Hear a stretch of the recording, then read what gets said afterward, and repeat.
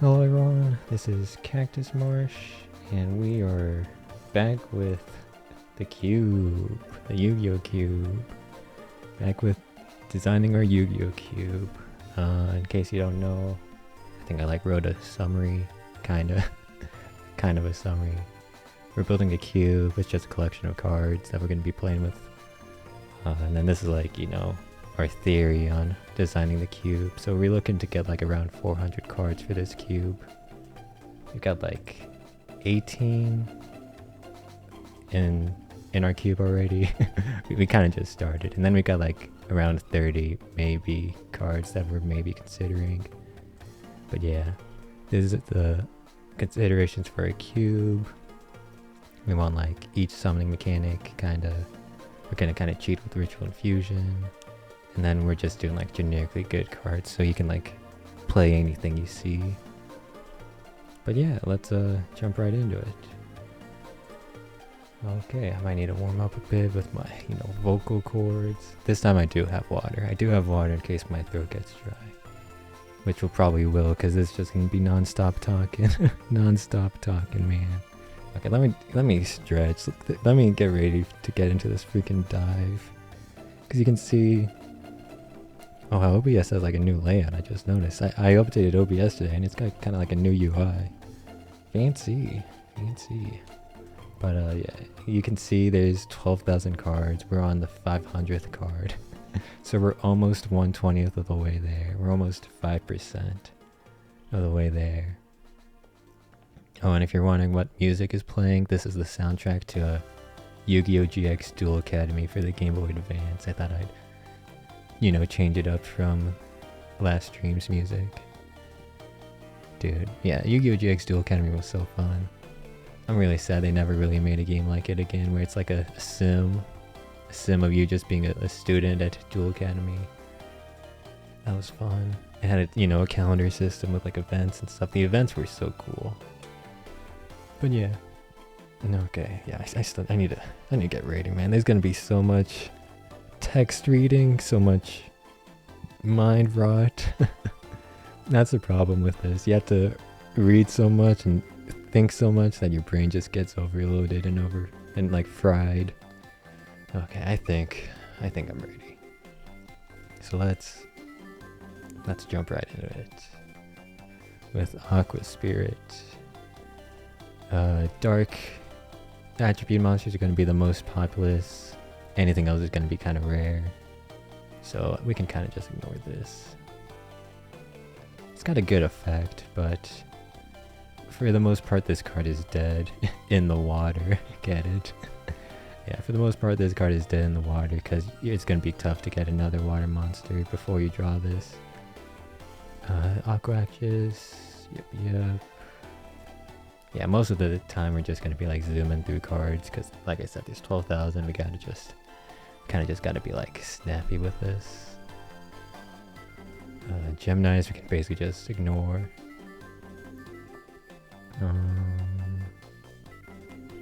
Yep. But yeah, I'm doing good. I might be able to, talk about random stuff while I'm looking at these cards that we're totally not gonna include. Yeah, water stuff. I am doing good. I'm gonna see the Marvels tomorrow with a friend. People have been not hating on Marvels, but just I don't know, being disappointed with Marvels on the internet. So I'll be able to see it and be able to form an opinion myself. So that'll be nice. Plus it's always fun to just go to the movie theaters and get some popcorn, soda, sit back, relax, and do nothing for a couple hours. It's always fun being in the movie theater.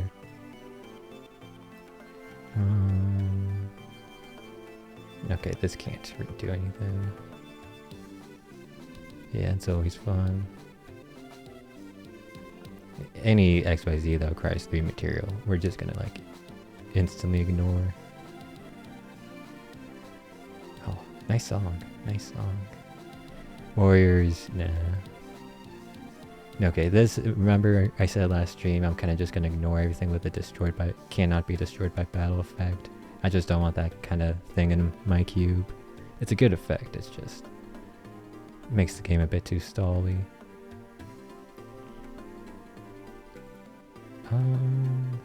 So you special summon this by sending 3. Okay, so I remember I read the card ruling on this. You cannot send tokens.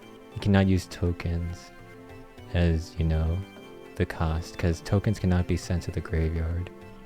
So I wonder if that means you can't use pendulum monsters, because pendulum monsters can't be sent to the graveyard. Interesting. So you can't use tokens, you can't use pendulums, so this is going to be like a very tough requirement to summon.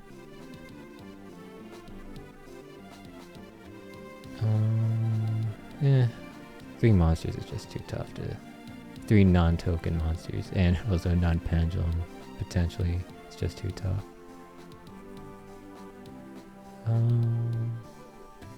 Yeah, too tough. And then the Arcana Force cards all just have like a downside if you flip tails, so I'm just gonna ignore all this. Yeah.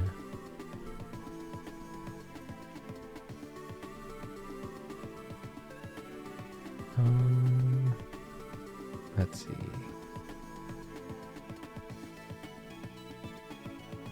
Okay, yeah, we can just skip all those. Yeah, I am doing good.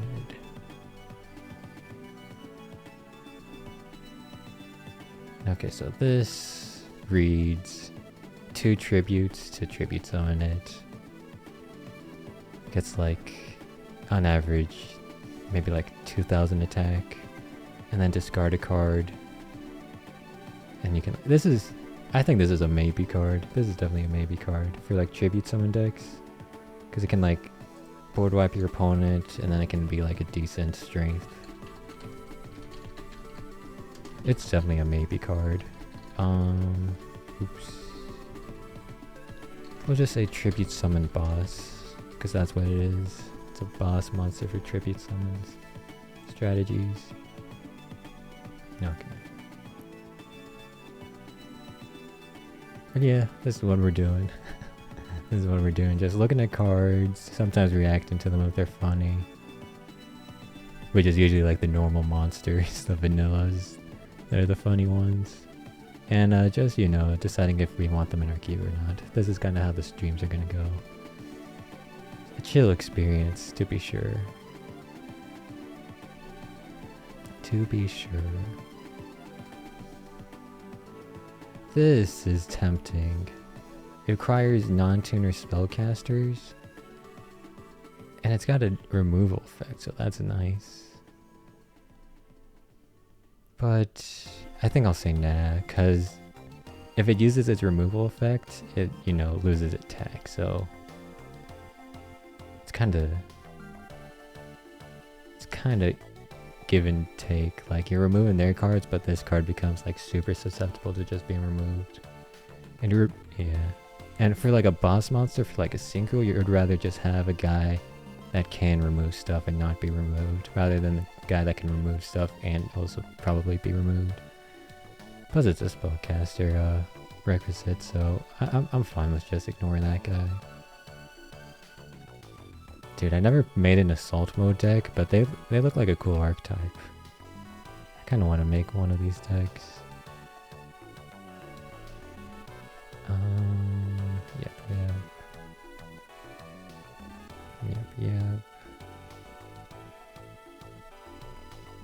Okay. But yeah, I've been doing good. Dude, this soundtrack's nostalgic. I played a lot of Yu-Gi-Oh! GX Duel Academy as a kid. That was a game I put tons of hours into. Like I said, I'm sad they never really made like another version of it. Yeah, I'm sad. Like, doing the like Yu-Gi-Oh! Quizzes, like Sangan plus like Dark Elf fuse into what monster, and then you would get to choose. Like, doing those quizzes was so fun. It was so fun, man. Yeah, I'm just sad they haven't really made like a single player good Yu-Gi-Oh! Game. I'm sad.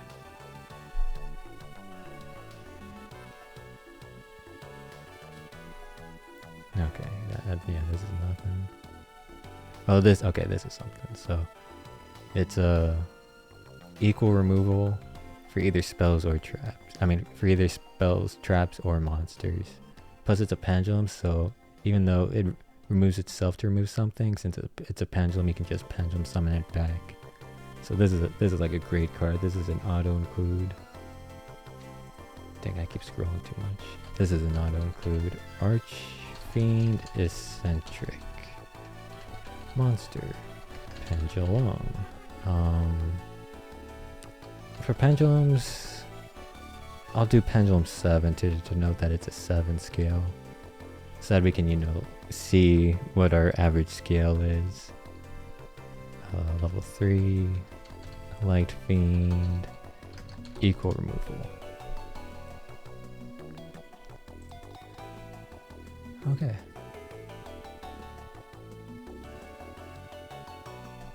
Yep.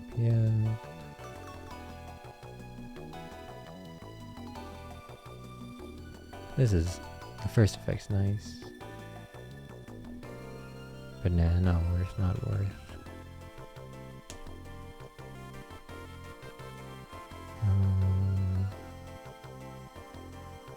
Okay. I think didn't this get like a retrain or something, like a new version with like an actual effect? I think it did. It's like, you know, isn't it a group of cards that pair with the familiar possessed cards that these guys can like special summon themselves from the deck if you like tribute 2 things? I think that's what they are. Yeah, pretty fun. Archfiend Soldier, a classic back in the day. Good old 1900 attack. One of these days I want to make a cube where like it's super low power. It's like 2000 attack vanillas would be like the standard and you just build everything around that. One of these days I want to make that cube, but it takes a while to build a cube. It takes a while to build a cube, so that's definitely in the very far off future.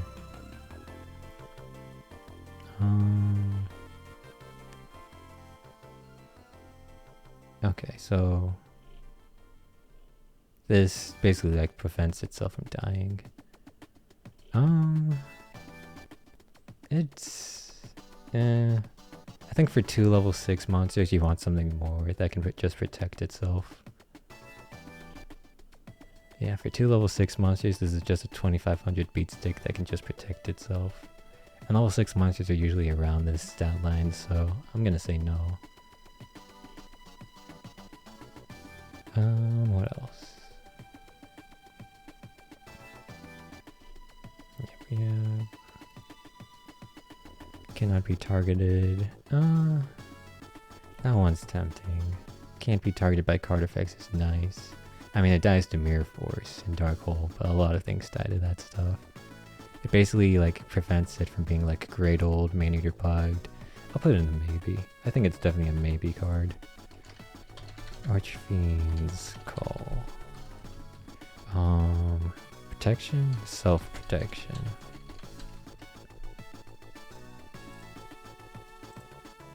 Okay.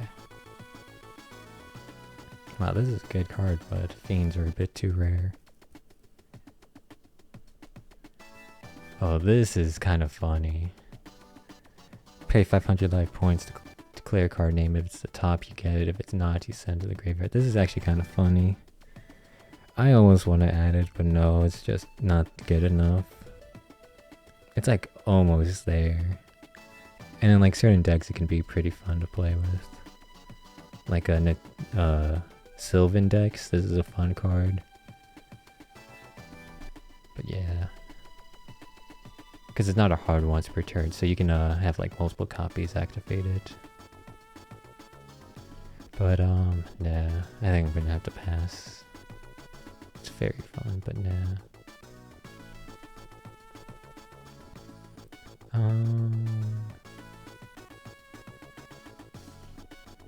So this is a debuff.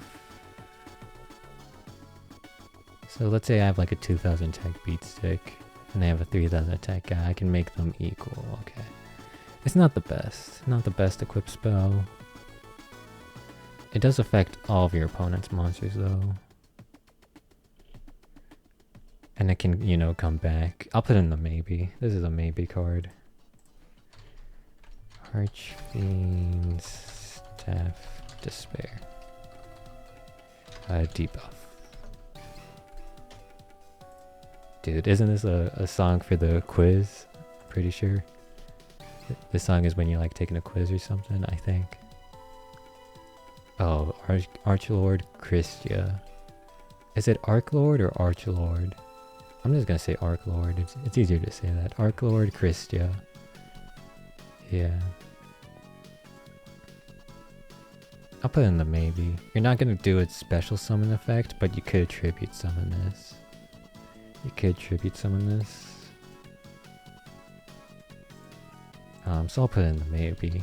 Archlord Christia. Floodgate.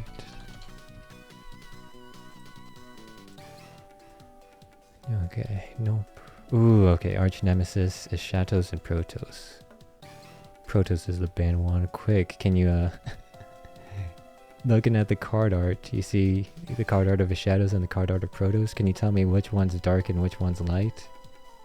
Furthermore, can you tell me which one's a dragon and which one's a worm? That would be a question you would put on a Yu-Gi-Oh quiz. That would be a question you would put on a modern day Yu-Gi-Oh quiz. What attribute is which and which type is which for Shatos and Protos? It is it. Yeah, oh, Eschatos. Yeah, it's probably Eschatos. That's probably how you pronounce it. Yeah, Yu-Gi-Oh card names are, you know, messed up. They're made out of mumbo jumbo. It doesn't matter how you pronounce them. Eschatos. Okay, I think I'm gonna include both of them. Yeah, I think I'm just gonna include both of them.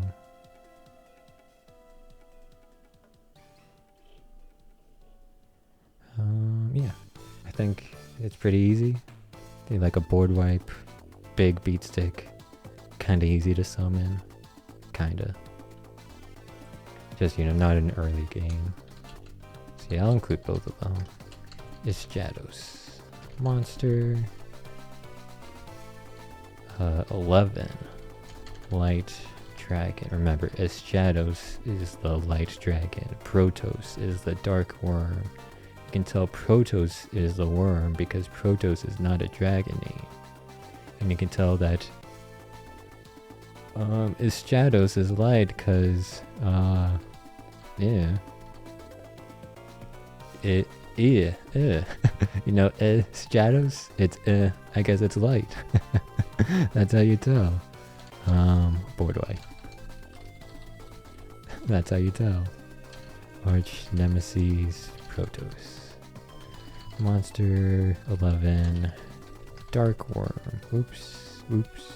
Worm. Board wipe. I did say that I don't really want cards that do the same thing, but these cards are just too good that I'm just gonna include both of them. Plus it saves me the tough choice of figuring out which one I would rather want. I think Eschatos would be strictly better because it has more attack and probably an easier summoning condition, but its board wipe effect is a bit less powerful. But I'm fine with having both. They're both equally strong. Yeah, okay, let's keep going. Plus Protos is banned, man. It has to be a good card, right? Okay, yep. Nah. Nope. Ariane. I think the Labyrinth cards are actually something we need to look at. Okay, first effect's nothing. Okay, so if you like trap hold something, or if you remove something with a normal trap, you get a draw card. Which is decent. It's decent. I'll put it in the maybe section. Because it has 18 attack, so it's pretty good for a level 4 at staying around. It's decent enough. Draw off traps. I'll put in the maybe. Let's look at the next Labyrinth. I think they all have that effect, right? Yeah, they all have that effect. Okay, but this only has 1600 attack. It does have 2100 defense. I think I'd rather just have Ariane. Because if you set this to, you know, make use of its defense, they need to attack into it to flip it up, so you have to wait for them to attack into it before you can do its trap effect draw thing, which is very awkward because you're usually going to be like trap holing or something, so you'd rather want it just to be face up all the time. So oh, what the heck is that? Oh, that was a winning a reward sound. I was like, violins in a Yu-Gi-Oh GBA game. Yeah, I was really shocked by that song. But yeah, it was just a chime for like a reward or something. I was very shocked. Okay. No.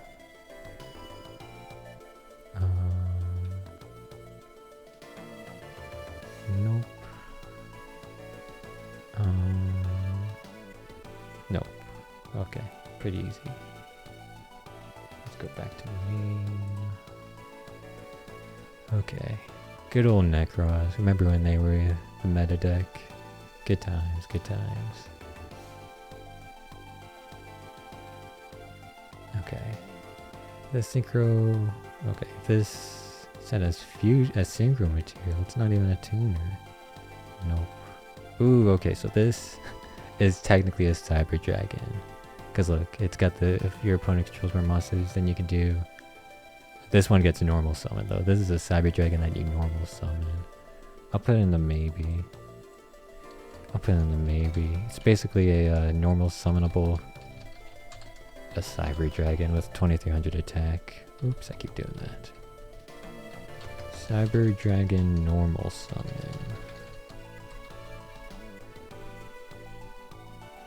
Okay.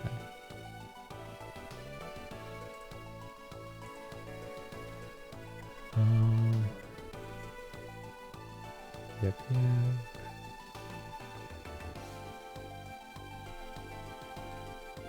Oh, it had a contact fusion method. It didn't require a spell card to fuse this, but the materials are too specific.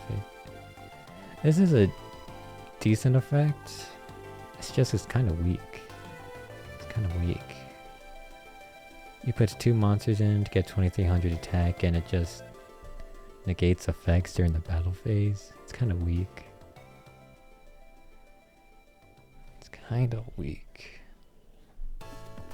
Yeah. I might. It maybe deserves to be put in the maybe section, but I'm gonna be strict and say no. I'm gonna say no. Okay, Armageddon Knight. I'll put in the maybe. We'll have to look through and see if we have enough like good targets for Armageddon Knight. Foolish Burial Dark. Because I did say Dark is going to be the most common monster type, but what about Dark monsters that want to be sent to the graveyard? That's what we're going to have to figure out. So that's why it's in the maybe section. There's a tournament winner.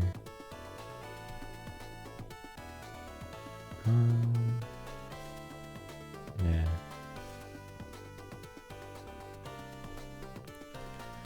Nope. Okay, I think we can ignore most of these Armed Dragon cards, right? Maybe the level 5 we'll take a look at.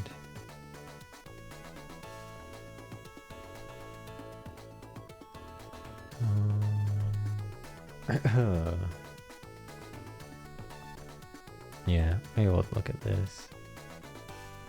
I'll put this in the maybe. It's kind of bad, to be honest. Because, like, compared to a Monarch, like Caius, you summon the Monarch and you just get a free destruction. But with this, you have to summon this guy and then discard a card, specifically a monster, to destroy something, and then monster has to have higher attack than the monster you're targeting. So this is just like a strictly worse, well, not a strictly worse. This is a situationally worse Monarch. It's situationally worse because this guy can use its effect multiple times, whereas Monarchs just use their effect once. So in that way, Armed Dragon level 5 is better, but I don't know. I'll put you in the maybe section. I can be lenient this time. I was strict on Armades, the synchro. On you, I'll be lenient. Removal. It does beat Eater millions.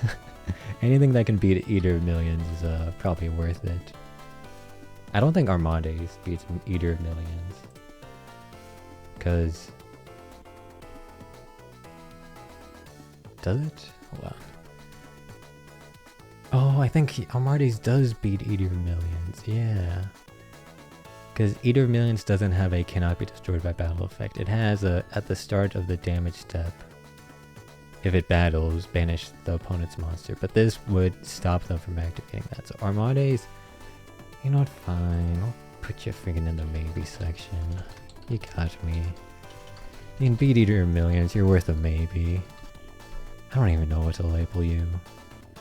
Battle disruption, I guess? I don't even know what to label you. I'm doing this very begrudgingly. Okay. Let's keep going.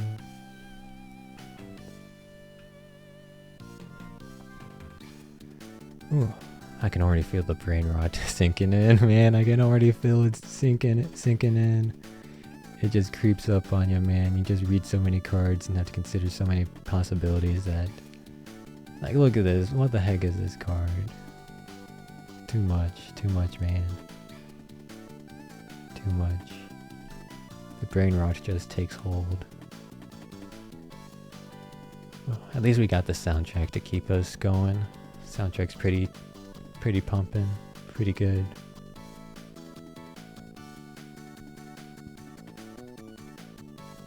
Okay. Oh, I got the burps. Apologies if you can hear them.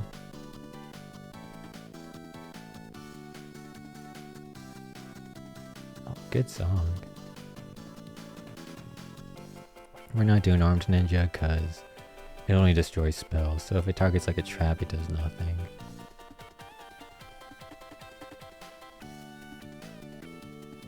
Benkai? Benkei. No, I don't know how you say it. Oh, a good old Armorliar. It was almost busted, but it could not be used as link material.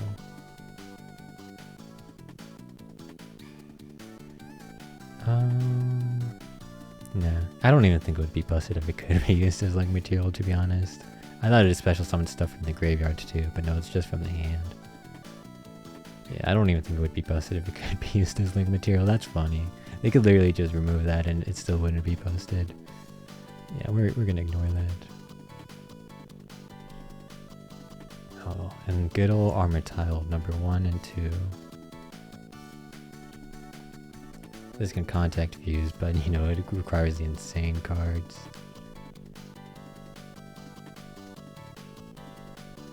Dude, good song, man. Good song. Loving these songs. Equipped to warrior. That's decent, but it's only equipped to warrior monsters. Bit too strict.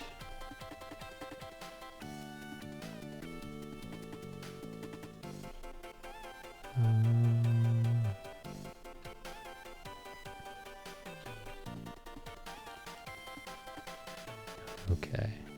Does this do something? You get to steal an opponent's monster, but it only has 2200 attack. It only has 2200 attack, so it's really only destroying like level 4 or lower monsters.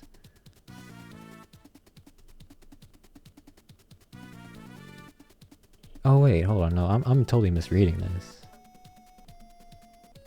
Oh. Yeah, no, we're not using this. This doesn't special summon the monster you destroy. You take half that monster's attack as effect damage, and then you can special summon one of your monsters in your graveyard with attack less than or equal to that. So this like special summons level 3 or lower monsters from your graveyard.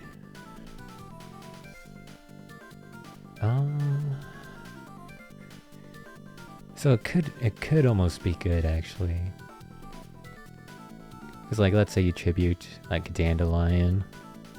You get the Dandelion tokens, you beat up like level 4 guy, and then you get a special summon your Dandelion back. That's like a pretty powerful combo. I'll put it in the maybe section. It's got some powerful usages. Armored Hexon Kicker.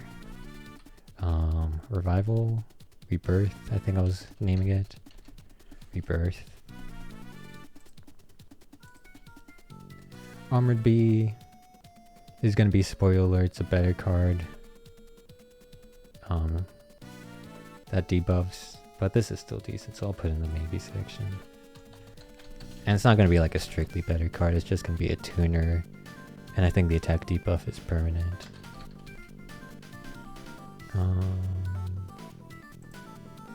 So yeah, we'll put this in the maybe section.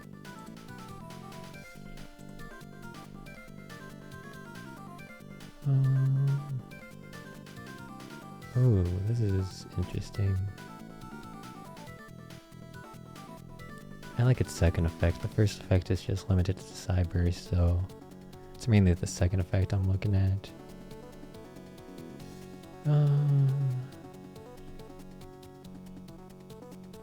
Nah. I'll be strict on it. I'll just say no.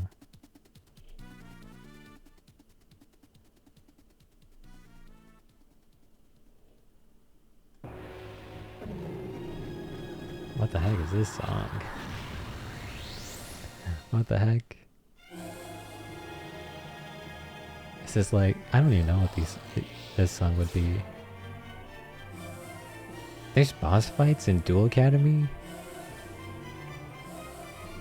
Bro, that's insane. What are these songs? This is crazy. I didn't realize there was freaking boss fights in Duel Academy. I know there's special events where you could fight like Zane and the Phantom dude, but that's crazy.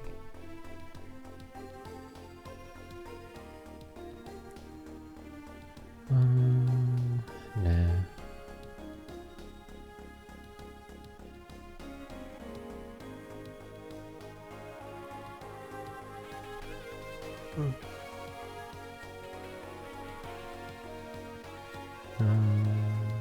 We're not gonna have a lot of equipped spells, so no armor recall. We're gonna have a couple, but not enough to warrant that. Although this one's interesting, because this one just has a generic effect. And then it has a secondary effect that... Yeah, this one's interesting. I'll put it in the maybe section. Arms regeneration. Regeneration. Buff.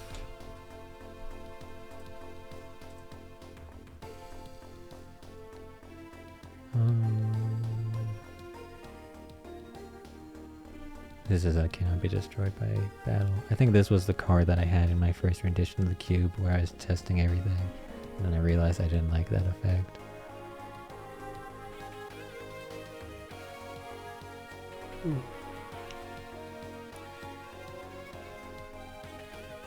Okay.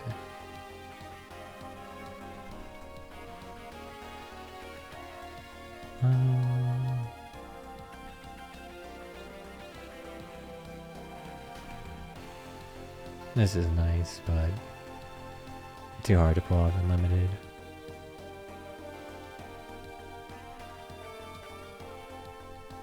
I love the Arrow Mages. They're a fun deck. They're just kind of low powered, so it's kind of tough to, you know, pull crazy stuff off of them. But they are plants, and plants have some crazy support, so they do have that going for them.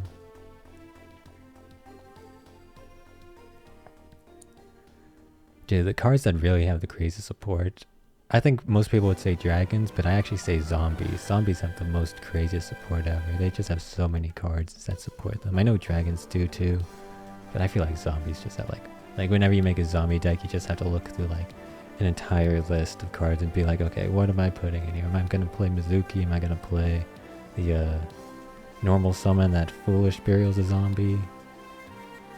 Yeah, there's just so many zombie support cards. It's crazy.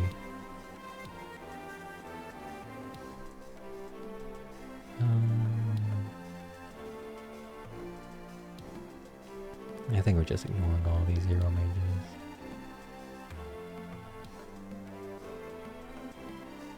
Yep.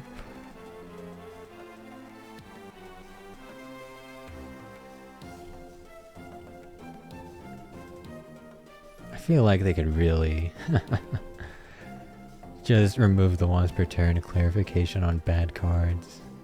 Like, why couldn't this just be if you gain life points, negate an opponent's card, and you could just activate that multiple times? Would it really be that busted? It's freaking Arrow Mages, man. Would it really be that busted?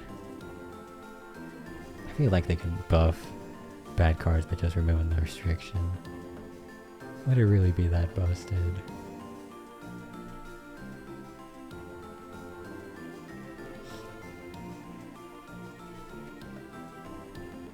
Maybe it's not that it would be too busted, it would just be too annoying to play against. Like, you look at this card and you know it can only do that effect once per turn, so you know what you're dealing with. But if it could always do that effect, then you're like, man, I'm just kind of screwed. Yeah, I think they don't do it because they want to nerf the card, they do it because they want to make it easier to play the game. Yeah, I think that's why they do it from a game design perspective, this once per turn thing. So you can just look at the card and be like, okay, it has one usage of its crazy effect, and then we can kind of just ignore it. Whereas if it wasn't once per turn, it would be like, I cannot ignore this card, it is just always gonna do its thing. Yeah, but why can't you just, ignore game design and do something, for fun? For, craziness sake. Okay. Aaron. Indeed. Good old... Oh, this is not Aaron. This is single Aaron. Poor King. He's missing his AA battery. He's not powered up. He needs to recharge.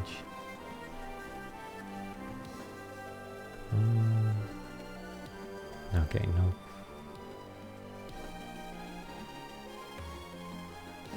It's almost there, but nope.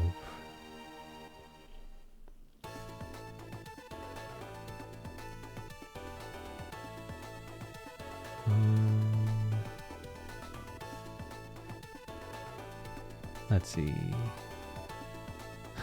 The brain rots. I should say the brain fog. That's more like descriptive.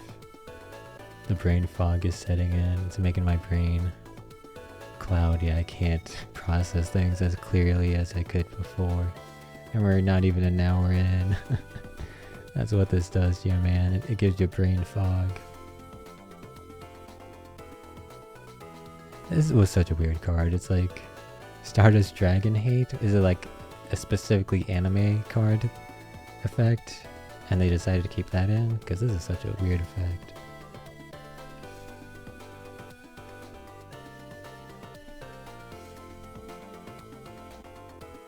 Oh, this is actually something we might have to think about.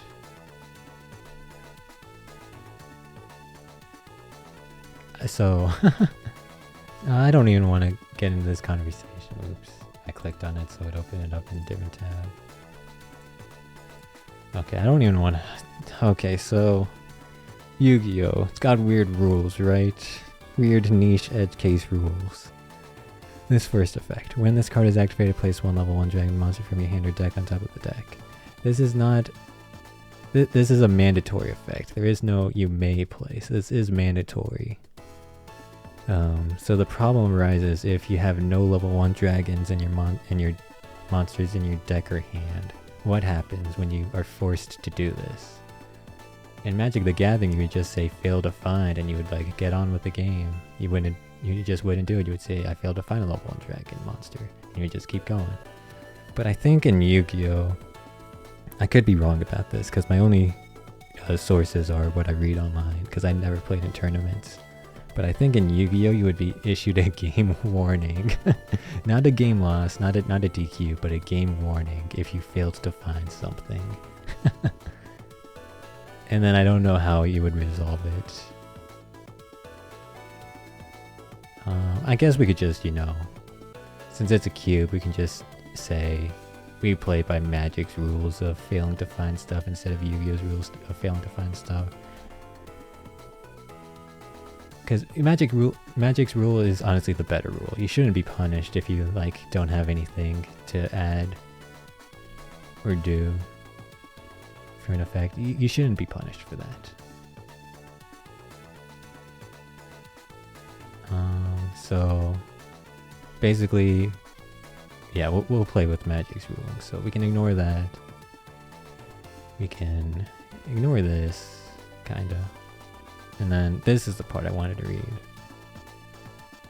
So if a synchro monster is special summoned, you can draw a card. That's something. I don't know if I want to put this in the maybe section. It's already got so much detriment, like the fact that we had to fail to find rulings, and the fact that you're probably playing this in a synchro deck, but you can't use Stardust Dragon's synchro effect. Well, just Stardust Dragon's effect.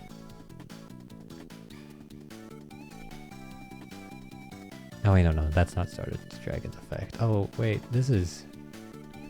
Oh, I don't know what this effect is. This effect's just confused. The brain fog has set in so hard, man. I just totally misread this Stardust Dragon thing. Because you tribute Stardust Dragon to do its effect. You don't return it from the field to extra deck. Okay. Basically, this card says whenever you synchro summon, draw a card. Which is... I don't know if I want to put this in maybe. I'll put in maybe, but very begrudgingly. Very begrudgingly, I'll put this in maybe. Synchro draw. Very begrudgingly, I'll put it in the maybe section. Okay. Oh, and the artifacts. I think I'm just not going to have any artifacts in my cube. They just, sometimes you just don't have spell trap removal, so these just sit in your zones.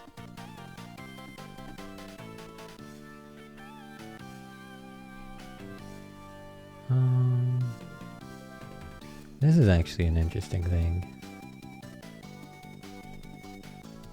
I'll put this one in the maybe. It's actually a decent XYZ card. Put this in the maybe.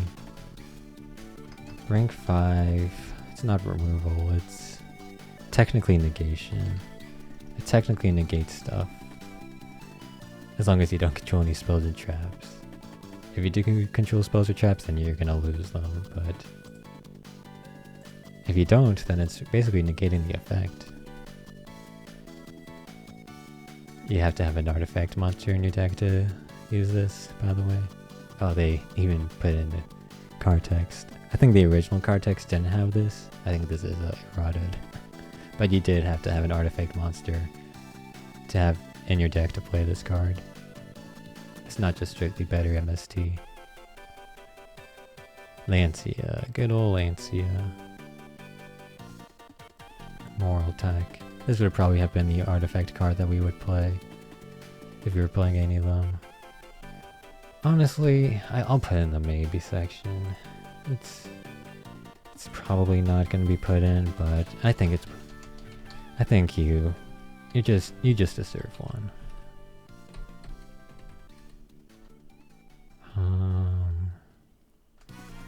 Removal. Yeah, you just deserve to be put in maybe. Good old Scythe. Banned.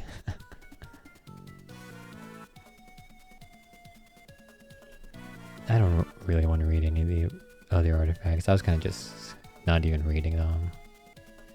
I think Moral Tech's just the best one, right? Yeah. I'm not going to read any more artifact cards. Yeah. Okay.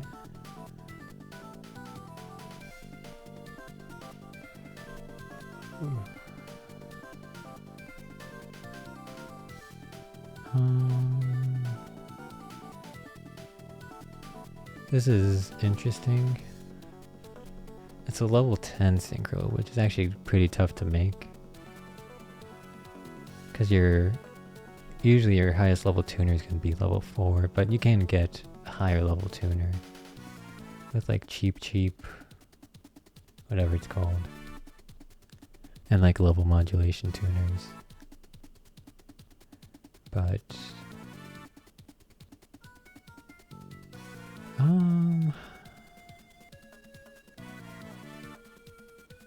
Let me think. It's not gonna have that much attack. Cause let's say, worst case scenario, you have to use 3 cards to synchro summon it. Like a level 2 tuner and 2 level 4s, something around that schematic.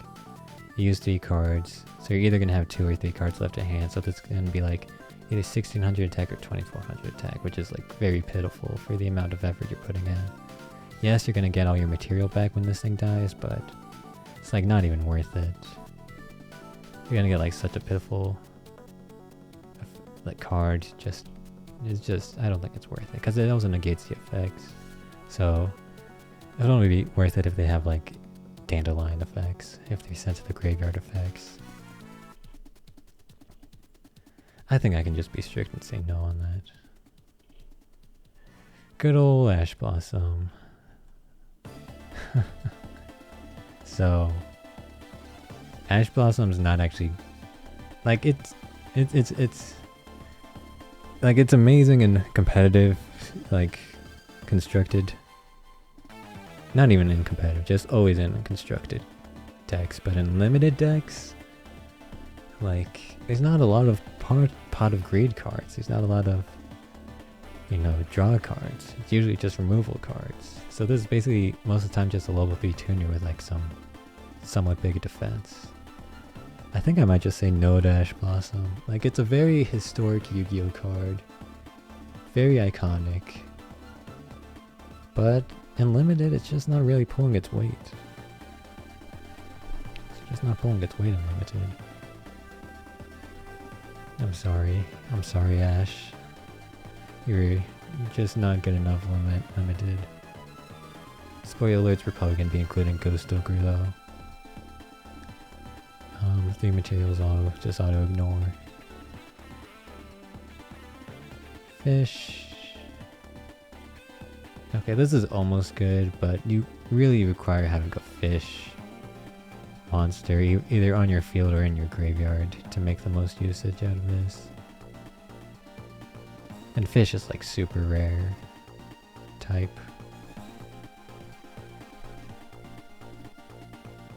Okay.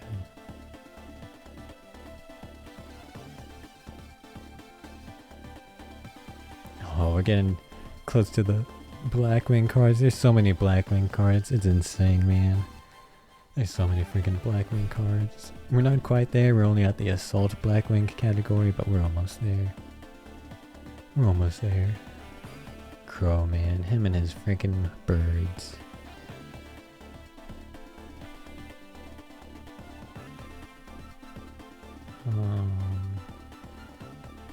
Ooh, hold on. Level 12 generic synchro cannot be destroyed by card effects. 3000 attack.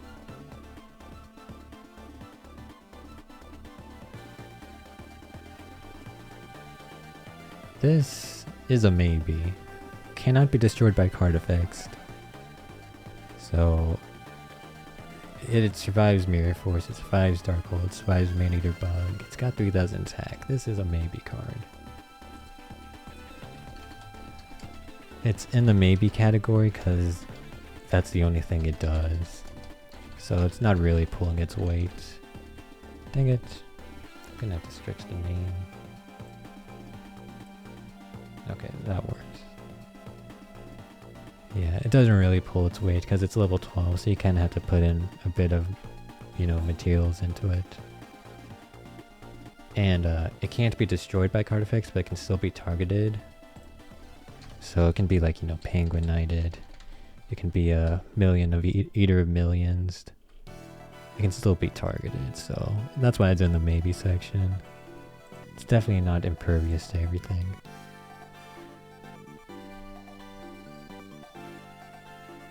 Okay.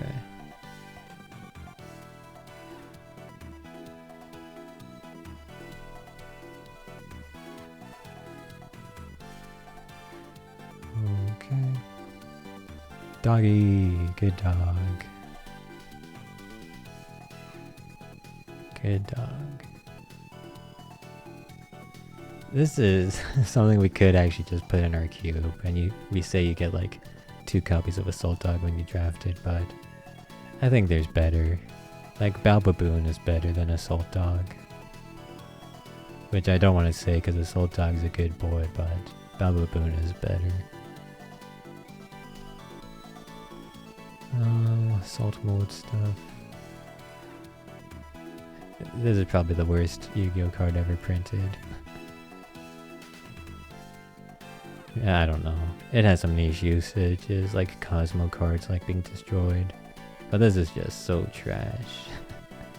This has to be one of the worst Yu-Gi-Oh cards ever printed. Maybe it prevents your guys from getting the Snatch Steal. Like, whoa, Giga Brain. They play Snatch Steal, but you destroy your monsters, so no monster for them. Whoa. That's like Galaxy Brain gameplay, man. What the heck? That's crazy.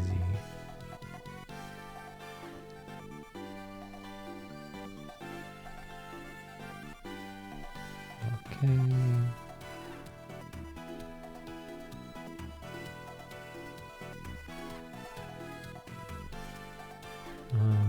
We have just a bunch of stuff.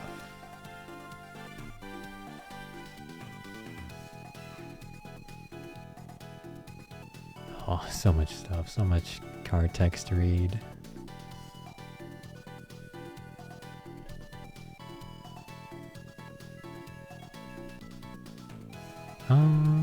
It's a tuner that can special summon itself. And if Stardust Dragon tributes itself for its effect, well, you're always getting Stardust Dragon back, so...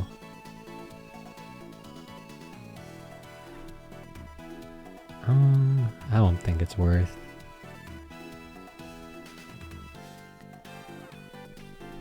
I don't think it's worth. Even though you can special summon itself.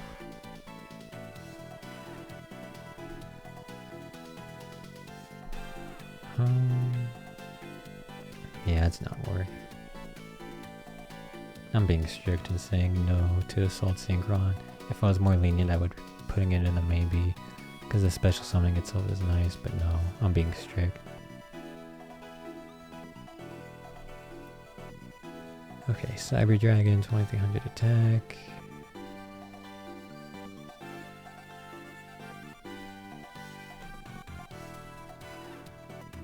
Wait, okay, you can change the battle positions of all monsters on the field. Okay, 2300 Cyber Dragon that can turn everything into like the opposite battle position. I'll give it a maybe. I'll give it a maybe.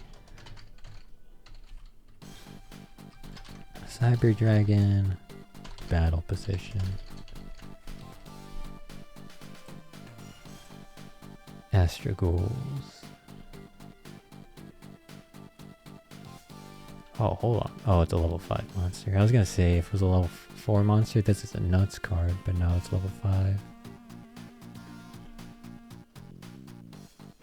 I mean, it does have the Dandelion synergy that I was talking about with Armored Kicker Axon. Oh wait, no, it gets banished during the end phase, JK. You would have to like immediately like link them off into something or secret summon them off into something. Yeah, no thanks, Astragoles. This is interesting. You can save your monsters. It's like almost worth putting this in maybe. It's just that you're going to be taking a lot of damage if you do save your monsters, so there's you'd rather just Mirror Force, or even like Woboku to save your monsters. Number XYZ, special summon this, becomes rank, you cannot accept a number, you can only use a number, it cannot be destroyed. I'll put this in the maybe, because I don't know how many of the number XYZ cards we're going to have. I know we're going to have Utopia, and number 101, but I don't know. We might even have Ragna Zero in there, but I don't know. Number XYZ. I don't know how many we'll have, so that's why it's in the maybe section. Because it only benefits number XYZ monsters. Okay. Nope. Okay, Astrograph. So it's a Cyber Dragon. But that's it, because we're playing with Singleton Cube, so we only have one of each card, so you're not going to have a monster with the same name as another monster, unless it's like Balbaboon or Anchumafreet, cards that specifically reference himself like Destiny Hero Malicious. So basically this is just a 2500 Cyber Dragon. That's also a Pendulum monster. I'll put in the maybe. I've put worse cards in the maybe section, so I might as well put this in here. Cyber Dragon Pendulum.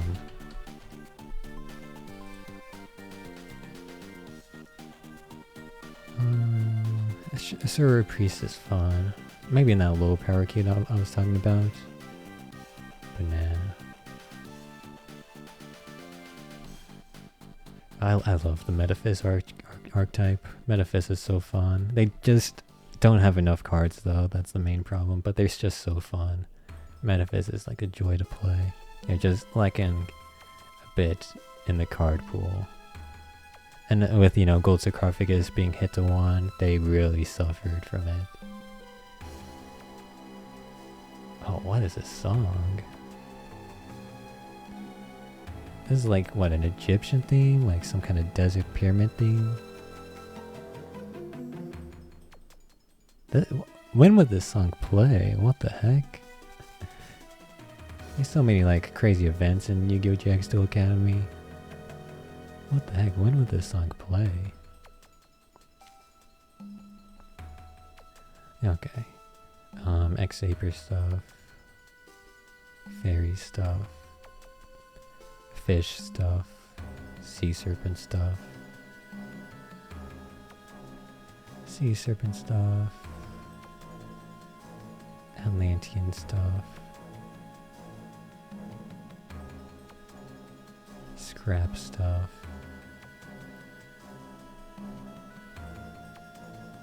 Okay. I wonder if this could be used in a low-powered cube.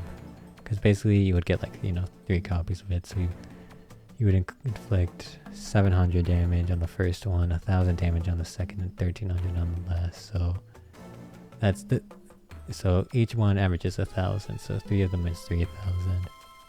I don't think that's quite enough for low-powered. I think that's a bit too bad. Maybe if you drew a card every time you played it, it would be good, but nah. Nah.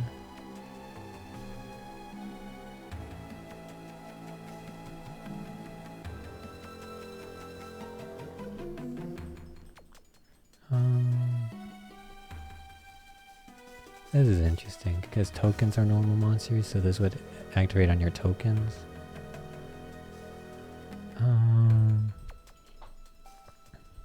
So your tokens would be able to beat over your opponent's monsters as long as they have more than 100 attack. But nah. It's a good card, but nah.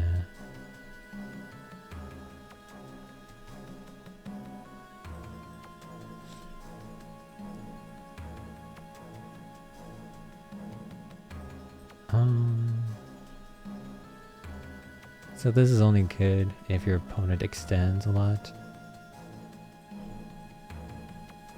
I don't even know how this works with XYZs and Link monsters that don't have a level.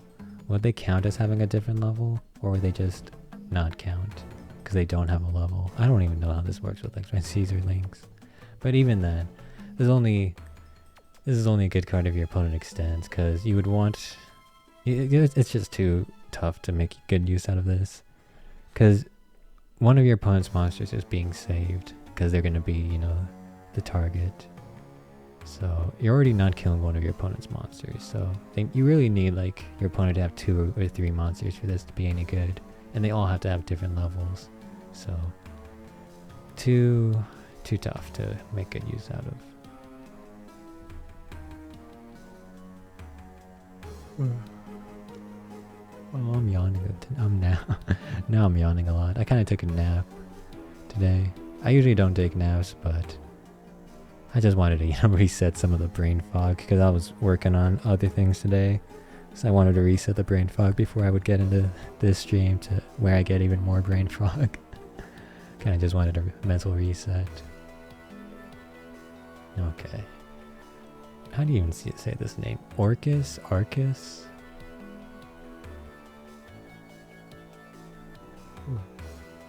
This is something interesting. When it's destroyed by battle, it comes back. I'll put it in the maybe section. Because you can only use that effect once per turn, but like next turn you could use it if it lives through that next turn. If it doesn't live, then yeah. But next turn you could use it. So I'll put in the maybe.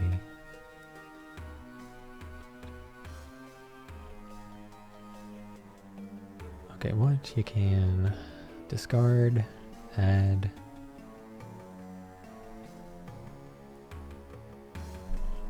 When you can...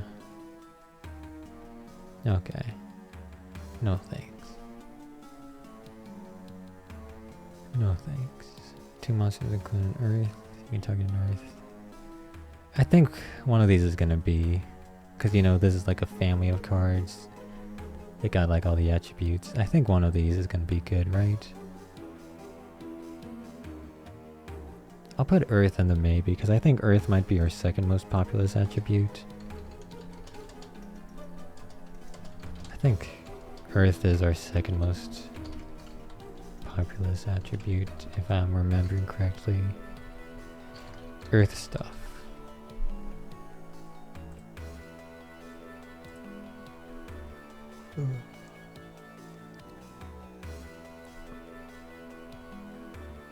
Okay, this I'll put in the maybe. Autonomous action unit. Rebirth. You gotta pay 1500 life points, so it's worse than Monster Reborn. It's an equipped spell, so if they have spell removal, they can get rid of it. And it summons from your opponent's graveyard, so it's like you're not really in control of what you're targeting. Well, you're kind of in control, but not really. So that's why it's a maybe. There's better rebirth effects than that. Like, you know, Monster Reborn, or Back to the Front, or Call of the Haunted.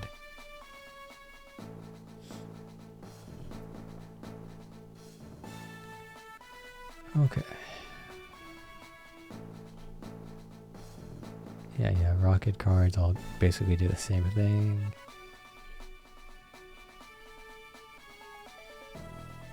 Avalon. Fun card, kinda. At least a fun name. Send 1 Pot of Greed from your hand to the graveyard to draw 3 cards. Crazy, it's Pot of Greed, but even better. How is it not banned? Do you think people would play this if Pot of Greed was unbanned? Do you? Probably not, right? It eats up your normal summon. But you gotta draw an extra card, man. Nah, it eats up your normal summon. And it lets your Pot of Greeds be negated by, like, infinite impermanence effects. Because it turns your Pot of Greeds into monster effects.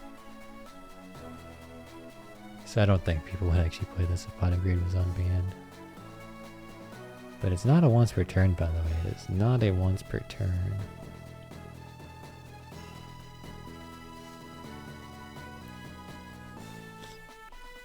Oh, this is a link. I thought it was a ritual.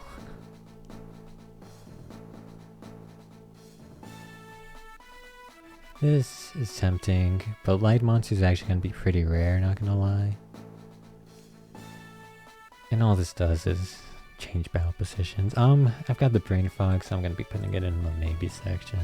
I should be more strict, because we already have 51 maybe cards. We already have way too many cards on our maybe section. So I need to be more strict, but I've got the brain fog. Synchro battle position.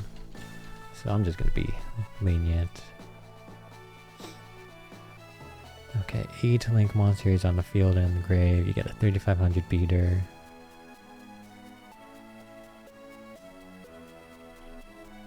You get a board wipe. Okay, you get a board wipe, but you gotta summon 8 links. You can't rely on your opponent to summon any links. So you gotta summon 8 links, which is kind of insane. It's kind of an insane amount. 4 links would be reasonable, but 8... I'm gonna have to say no on you, Avita. I love you, Avita, but no. I'm gonna have to say no. 8 links is just a lot of monsters. You're not even gonna draft like 8 good links in one cube draft. I mean, there's gonna be more than 8 good link monsters in the cube, but getting them in your draft is gonna be tough. So I love you, Avita, but no. You're just a bit too strict.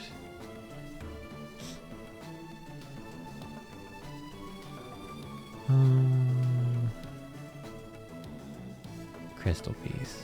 I love them, but they're just so bad. They're just so bad, man. Oh, they're so bad. They keep getting new cards and they're just so bad. It's cause they're so bad cause the monsters are trash. It's basically just Crystal Beast, Unicorn. That's not even his name. Sapphire Pegasus. It's basically Sapphire Pegasus and that's basically it. And then like the new Rainbow Dragon, but that's basically it. You basically just have 2 good cards. I mean, Ruby Carbuncle lets you combo off, but yeah. 3 monsters. 3 good monsters in their deck. They have some insane spells, but just basically 3 good monsters. Okay, reveal. If you take 1, gotcha.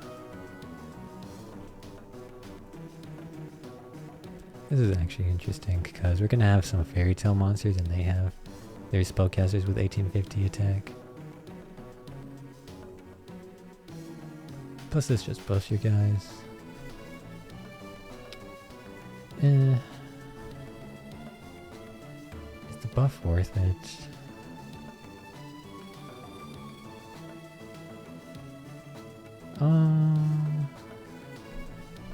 I'll put in a maybe. It's probably not worth it. I'll just put in a maybe though. Buff.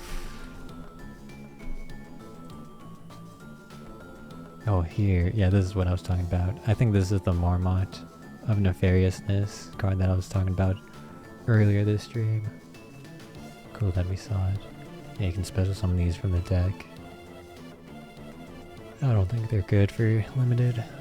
Because you have to have a spellcaster and then you have to have another monster that's got an attribute. You send them both to the grave.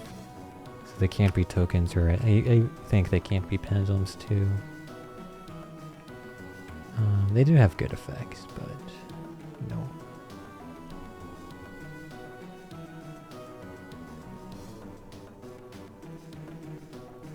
Get all Acts of Despair. I'm gonna have to think on these, both this and X of Fools. I'll just be lenient and put them both in the maybe section.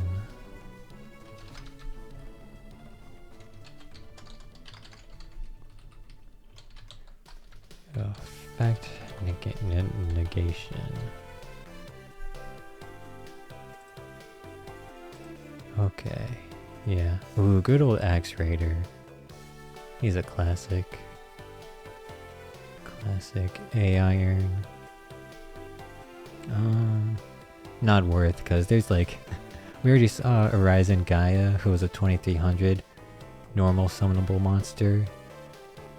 So this is just not worth in that context. You can normal summon a 2300 beat stick, so why would you ever want to normal summon this dude? I mean, yes, this guy can keep scaling, but nah. He's never gonna keep scaling. He's gonna get beat up before. Beast support, insect support, normal support. Dang, I used to, in my first rendition of this cube, had a normal theme, but it was normal pendulums. Because this was back when like there weren't that many pendulum monsters, so like the main pendulum strategy would either be Dino Mist or normal pendulums. So that was my first rendition of the cube. But pendulums can't even be sent to the graveyard, so this can't even help them. Zelos, BEF. Why is it called BEF again when everything else is BES? Why is it called Zelos? What the heck is a Zelos?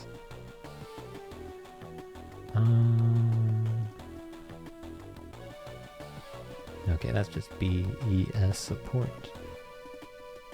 Okay, so we're going into the Cyber Dragons of the BES. There's 3 of them. There's 3 of them. So these are the 3 BES you have to consider. I actually made my cube when there's only like I think 1 of these cards. And then they made a second, then they made a third. So I can't remember which one was first. I think it was either one of these 2 was first. This is the last one. But it was one of these 2 that was first. I think maybe this one. So this is a Cyber Dragon, 2700 attack. Yeah, but the problem is you special summon this in defense position.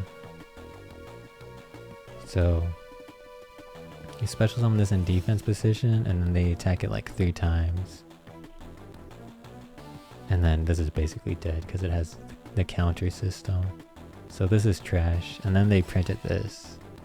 Oh, you normal summon this one. This one's average, but then they made this one. If your opponent controls more monsters than you can special summon this, gets 3 counters. Yeah, so this is the one you would want to consider out of these 3.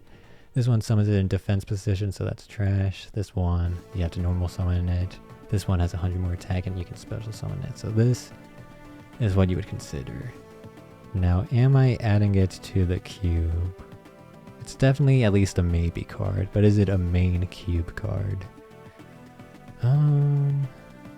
Because it can only fight 4 times, and then it's dead.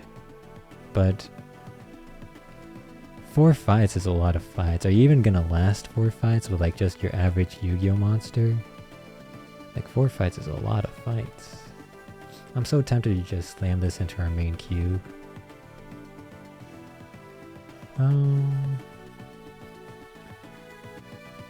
Let's see, it's a 2500 Cyber Dragon. There's better Cyber... I'll put this in the maybe. Because I think there's better Cyber Dragons that have more than 2500 attack. Like, you know, Dino Wrestler Pankratops and Alpha Master of the Beast or whatever it's called. So this is a maybe. It's a good card, don't get me wrong, but it's a maybe. Because there's just better Cyber Dragons than this. Oh, oops. Cyber Dragon 2500 attack. Okay. And then I think the rest of the BES stuff we can just ignore. Although I think one of them has like spell trap removal, right? This one's interesting, but nah. Yeah, this is the spell and trap removal. But it's a 1 tribute monster, but it's only got 1800 attacks, so... Like, yes, we very highly value spell trap removal for our cube, but this is just... this is asking too much for it.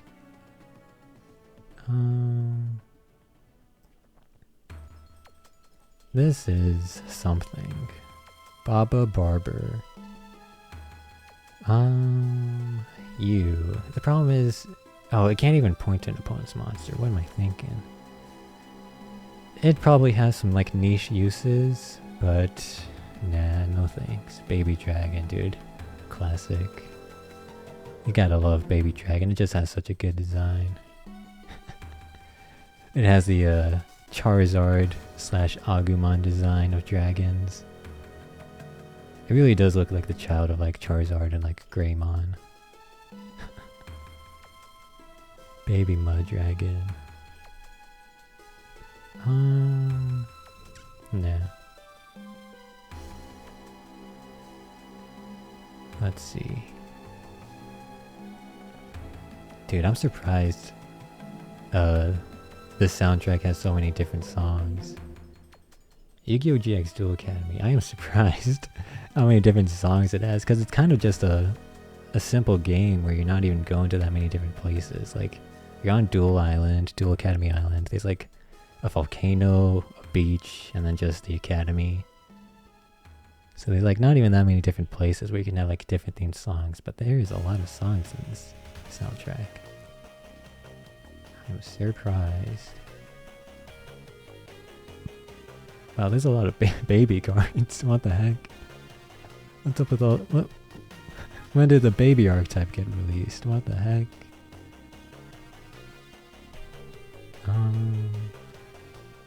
Nope. Wow, you can pay half your life points to revive one monster. Whoa. Powerful effect, guys. Watch out, watch out. I'm surprised they didn't put a once per duel effect on that. Whoa. Baby Ceratosaurus. I love me a good dinosaur deck. Dinosaurs are fun. I love the... if you can't tell, I love the OTK style of deck where you go turn 2 and you just like destroy their board and attack for game. I love that kind of deck. Fluffles, trains, dinosaurs. That's my deck, man. That's me. That's how I play Duskbots. That's how I play Yu-Gi-Oh! You give me a deck that can OTK and I am in love. So this, I think we're gonna ignore cards that are like Raigeki Break where it's removal but you gotta discard a card to remove something. It's a good effect, but there are better cards like Fissure, Hammershot. There are better cards than Raigeki Break-esque cards, so it's a good card, but we're just gonna ignore it. Back to the front. We'll put this in the main. Revival effects are pretty strong, and even though it summons it in defense position, you can just like do that during the end phase of your opponent's turn, and then you get your guy safely in attack position. So good card, good card. Backup Rider, dude. I have a Lyrilusc deck. Talking about OTK decks, I have a Lyrilusc deck that's all about OTKing. And you use Backup Rider on your like Lyrilusc XYZ monster because it can attack your opponent directly and it can attack a number of times equal to its XYZ materials. So you usually get it with like 3 on average, maybe even 4, but realistically 3 materials. So it can attack your opponent directly 3 times. So if it only has 1500 attack, that's like 4500 damage right there. But it has like some base attack too. It's not that much, but it has some. So I think you get very close to just OTKing your opponent if you get that Lyrilusc XYZ monster out with Backup Rider. And there's also like Psychic Blade too, which is like pay 2000 life points, equip to a monster against 2000 attack. So there's also Psychic Blade. It's not the best deck, but it's a fun deck. It's a fun OTK deck. I love me Lyriluscs. I was so sad when they banned one of the Lyrilusc cards because it was used. And like, I think it was used for something. I can't remember. Did they ban the fusion because it could copy that one Neptune effect and just be insane? Or did they ban one of the XYZs because it was being used in Tri Brigade? I can't remember. There's been so many ban lists. I kind of keep up with Yu-Gi-Oh! But my heyday of Yu-Gi-Oh! Was like back in that era of Fluffle, Lyrilusc, dinosaurs. That was my heyday of D/D/D. That was my heyday of Yu-Gi-Oh! Kind of stopped, I think, right around Adamancipator. And then, like, you know, with like the Adventure Sword Soul thing, I definitely wasn't playing by then. And then I even forget what archetypes go after that. Mekanko. There's so many archetypes. Earth Arctic, Tritron. I think those are a bit earlier. There's so many archetypes. I've lost track. I definitely stopped before the shoot. What was that meta deck with the Agido new, like the Egyptian cards that milled? There's just too many archetypes. I can't remember them all, man. There's too many dang archetypes. I love Yu-Gi-Oh! For its crazy archetypes, but there are a lot of them. There are a lot.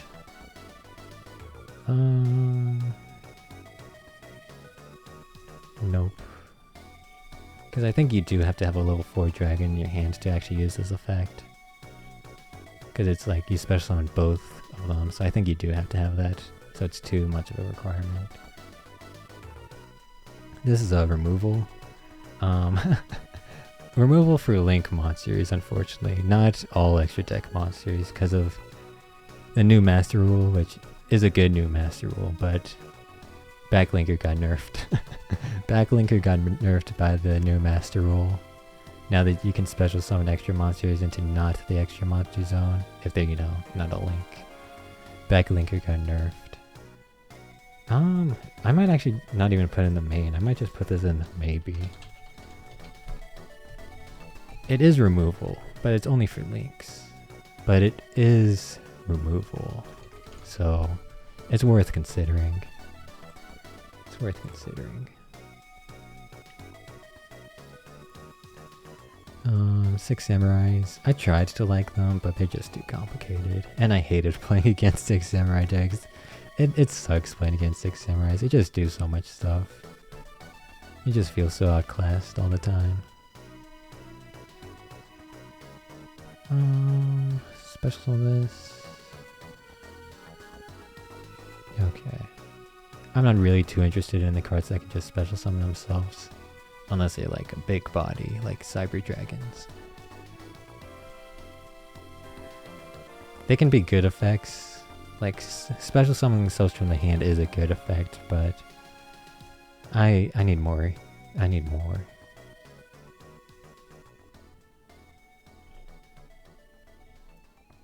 Okay.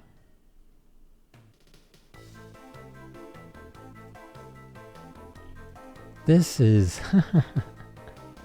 So, okay. Here's some thought process. Here's some game theory. You use, let's say you have the card Scapegoat. You use Scapegoat, you summon 4 tokens. They cannot be tributed. But let's say you want to, you're playing a tribute summon deck. You want to tribute them. You've got 4 tokens, but you can't tribute with them. What do? You use the tokens to make Link monsters, because you can tribute with the Link monsters. So, Scapegoat, you make like a backup supervisor and like another card that's like backup supervisor, and then bam, you got your 2 material fodder for your tribute summon. So this, having this generic 2, shoot, I forgot it does that. Having this 2 monsters generic material thing is a good thing. The problem is, I think it's the only thing it does, right? Yeah, it's the only thing it does, so sadly, I'm gonna have to ignore you, even though you do something good, you just only do one thing.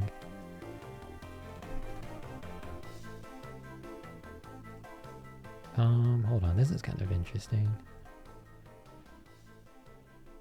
So, your opponent has 3 cards on average on the field. So you draw 3, then you put 3 cards from your hand on the bottom. Then during the end phase, you can get this trap card back. This is a maybe card. It's a maybe card. I could see it being put in the cube, but we might have to think about it more. Draw? No. Hand Fixer.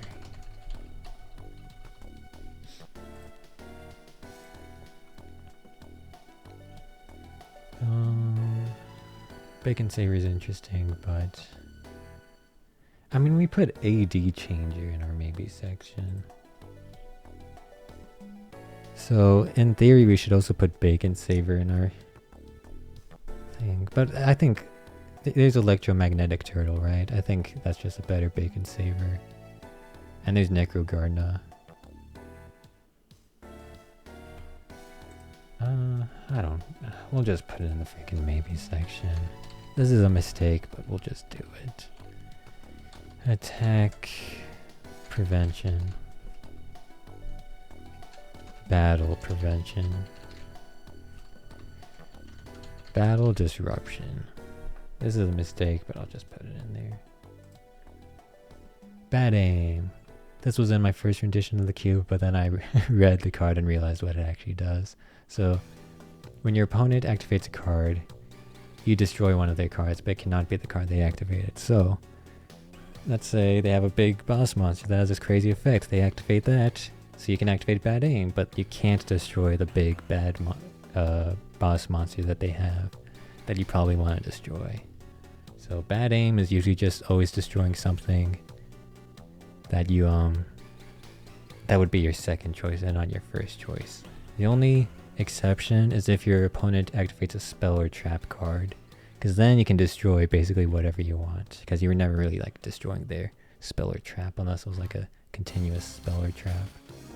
So bad aim, most of the time it's destroying something that would be your second choice, and some of the time it's destroying something that would actually be your first choice. Dang it, I might actually put this in maybe.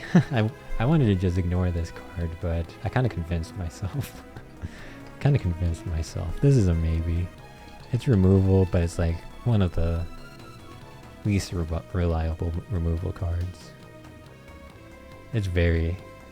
You cannot rely on this to get rid of something that you want to get rid of. Like Eater of Millions, like it's going to activate its effect, but you can't destroy Eater of Millions with this card because it's the thing that activates its effect. So you have to hope your opponent plays in a way that lets you do what you want. So you basically have no control over how... I mean, you have some control, but really it's tough. It's tough. Bad aim is tough. That's why it's a maybe. Burn. I'm gonna have to read some of these rituals to see if they have any like normal effect.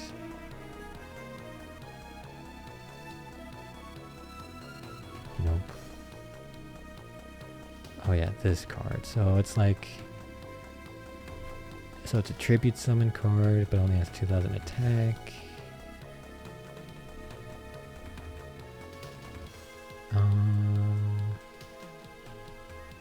No.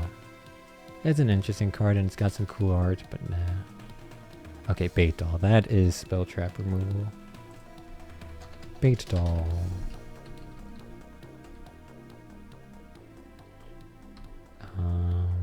ST removal. Oh, oops, I didn't even write down it's a spell.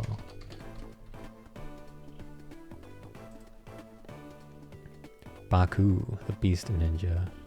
I never made a ninja deck. They do look kind of interesting, but they also look kind of tough to do stuff with. They don't look that good, but they have some cool art. Can special summon itself, kind of. Okay, no. Man, these are some crazy names. I'm not even going to attempt to pronounce that. No.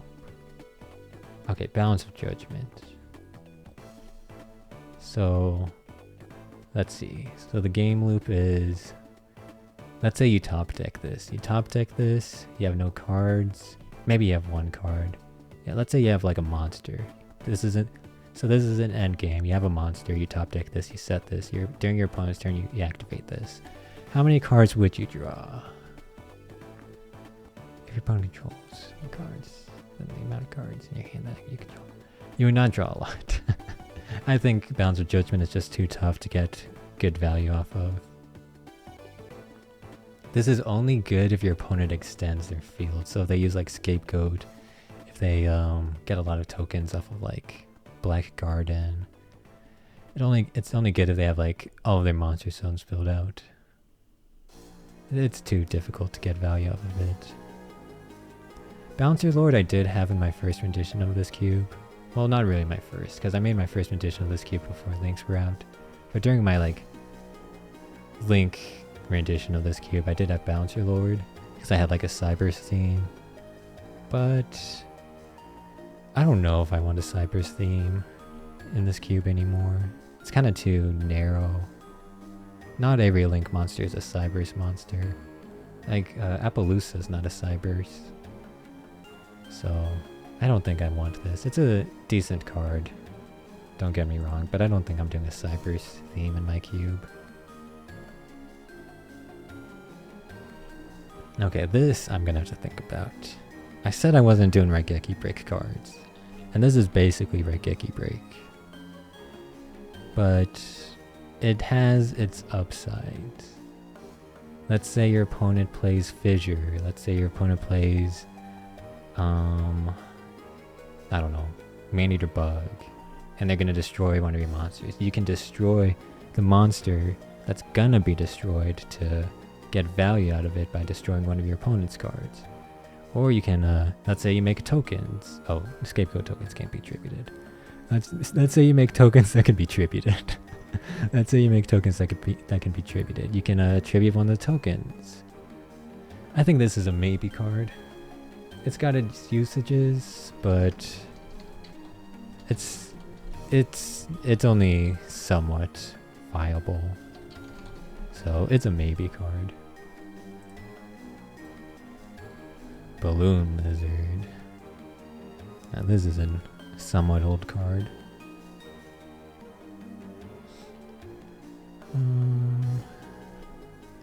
I think, yeah, no Banisher cards. Limited formats don't really have a lot of, like, there's gonna be graveyard strategies in our cube, but you're not gonna reliably always go against a graveyard strategy, so you're not gonna reliably have much utility out of these guys. Ooh.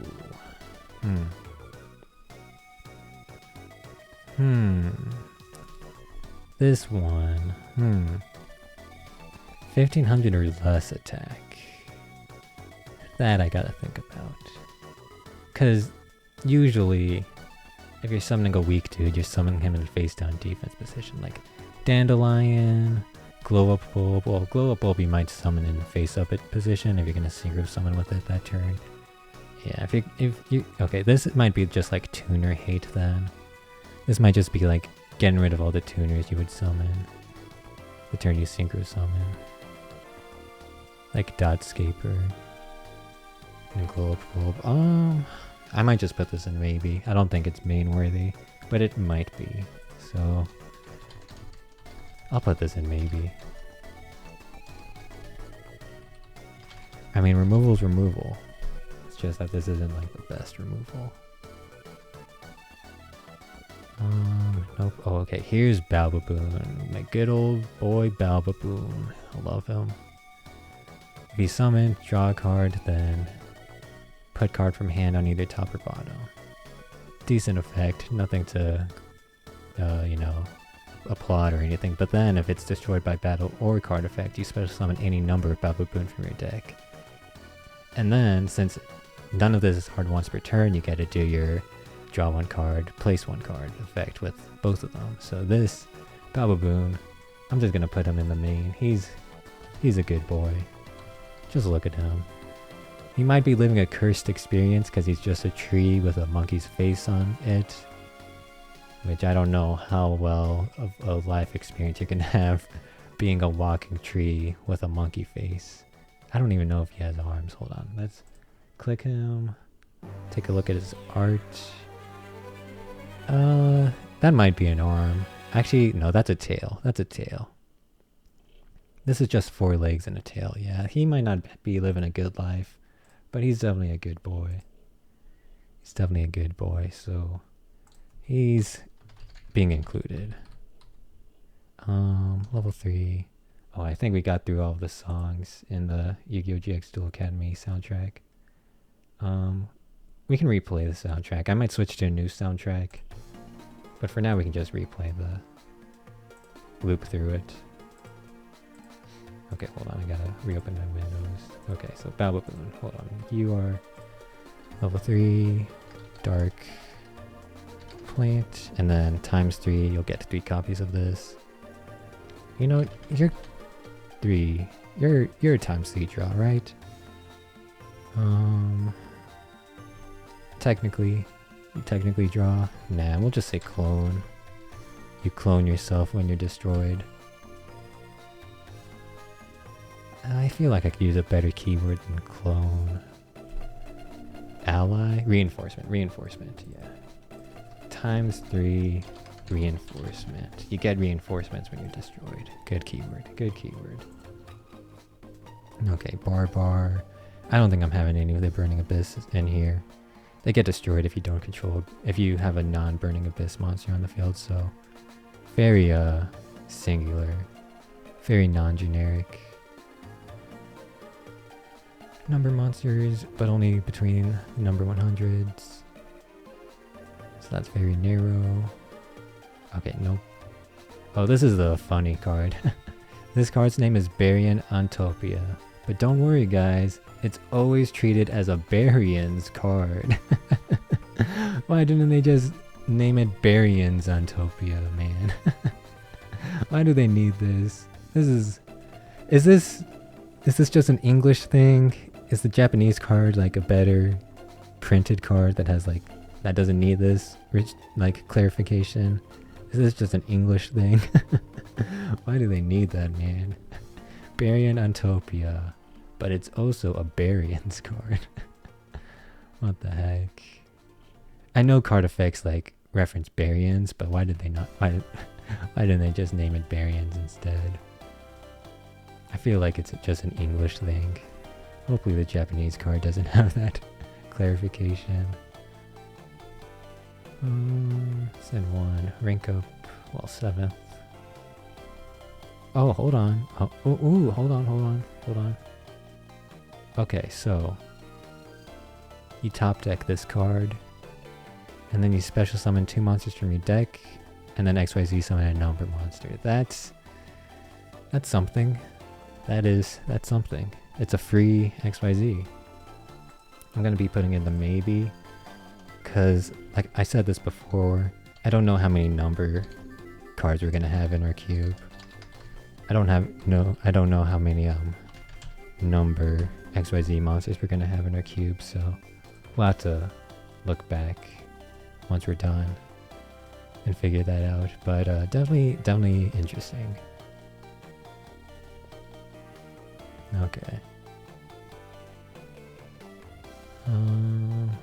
Baromet, the sacred sheep scrub. It isn't. Oh yeah.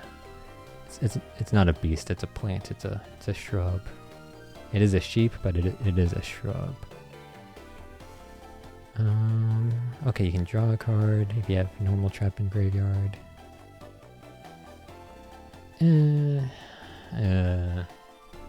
I'm not really feeling it. It's so weak. 1900 attack, 2000 defense. It's so weak.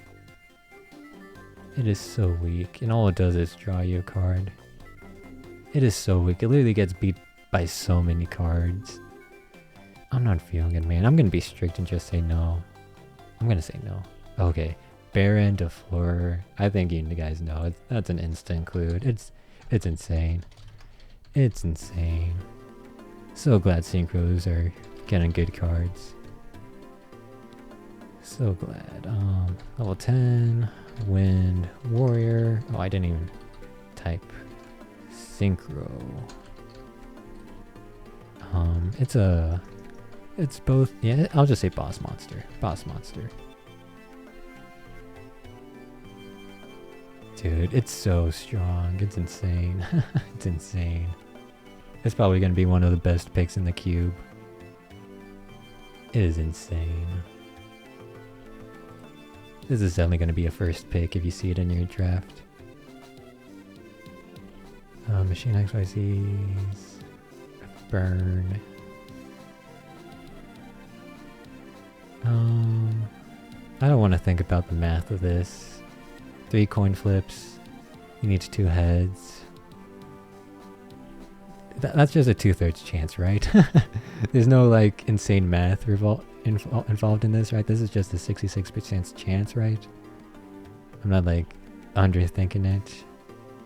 I'm just gonna ignore this. It's a 2 tribute. If it was a 1 tribute, I probably would have put in the maybe section, but it's a 2 tribute monster. Nah. Nah.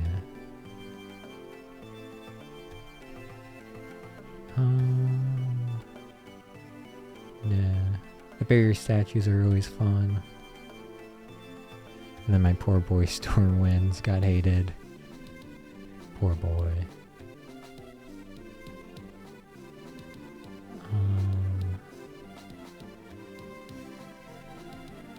Tribute a synchro monster. Oh, trash. Rose Dragon. We are gonna have. Oh, Black Rose Dragon, yeah. We are gonna have Black Rose Dragon in the cube, but we're not gonna just include a card just for one card in our cube.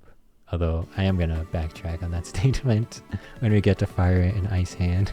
I am gonna backtrack on that statement. We already have Acts of Despair in the maybe section. We don't need to worry about Bashing Shield. Oh, I just realized we're at the B's, aren't we? Wow.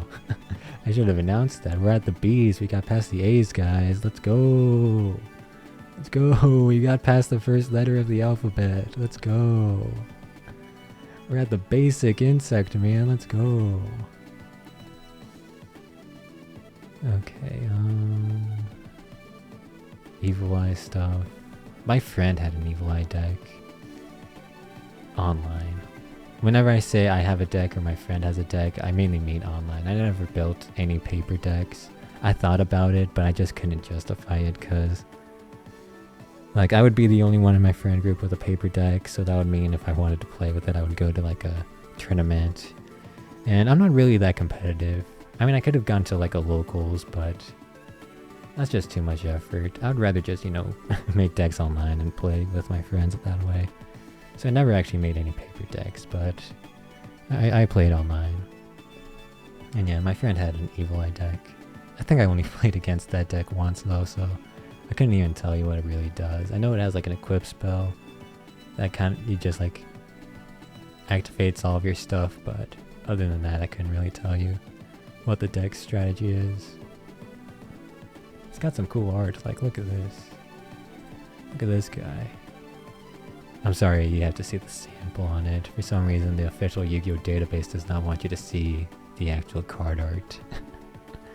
I don't know why. Do they really have to be that stingy? But yeah, Yu-Gi-Oh! Has so much cool card art. I love Yu-Gi-Oh! Man. I love Yu-Gi-Oh! It's such a fun card game. Like, it just has so much fun with like card art, card names. It's so fun. Special... Hold on, if you... Okay, so nope. Okay, nope.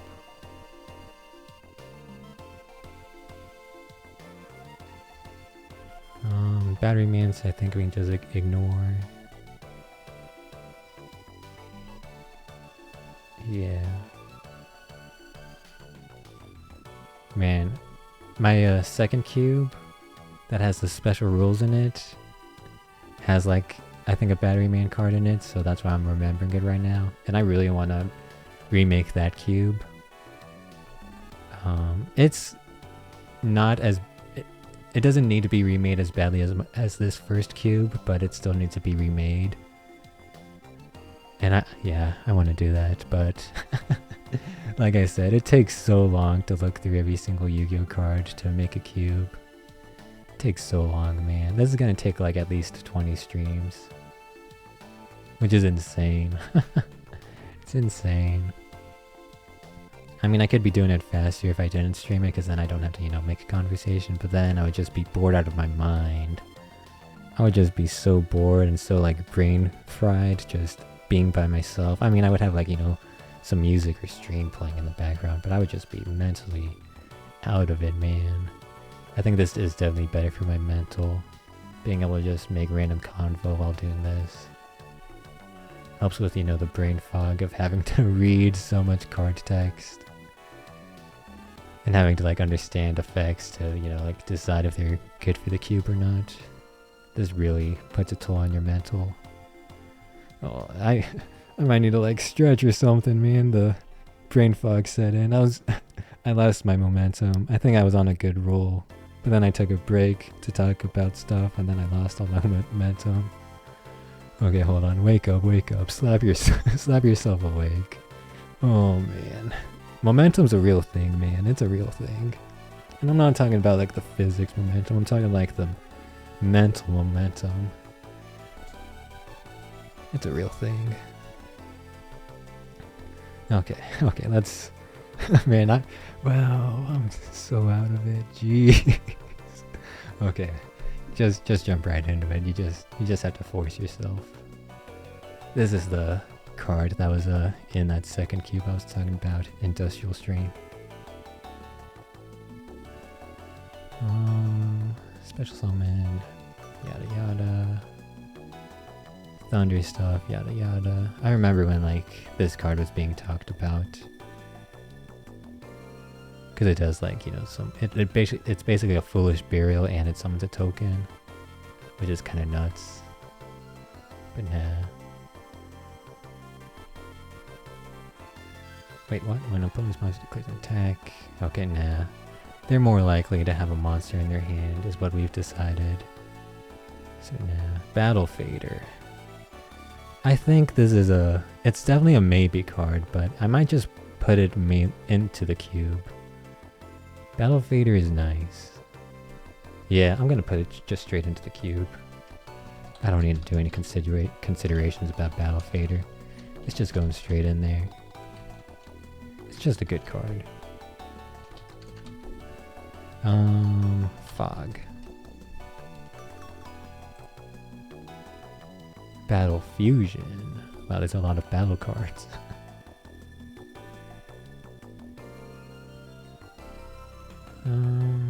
Nah. This is an interesting effect, but it's only your opponent. Hold on, my throat's getting a bit dry. It's only monsters your opponent currently controls during their standby phase. Hold on, yeah, I'm gonna drink some water. Water break, hold on. My throat's getting a bit dry. I was doing a lot of talking.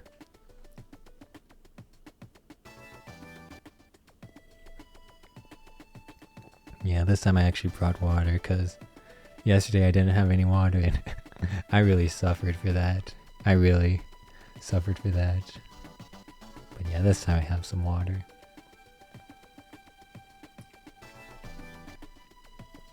Okay, that should be good. 2 sips and like, you know, swishing the water back in your throat to kind of like massage your throat with the water. I don't know if that's a thing, but it feels like a thing. Okay, yeah, this effect is nice, but it's only during your opponent's standby phase, so anything they summon during this turn wouldn't be affected by this effect, so no thanks.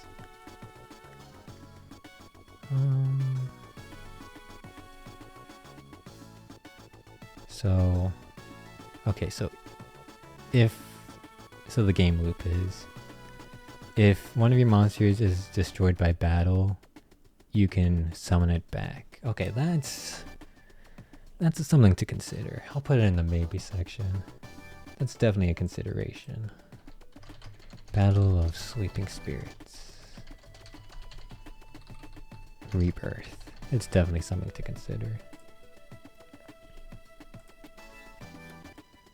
Because it's... oh, it is destroyed by battle. It's not destroyed by card effect too, so... Mirror Force wrecks this card, but... this still has its usages.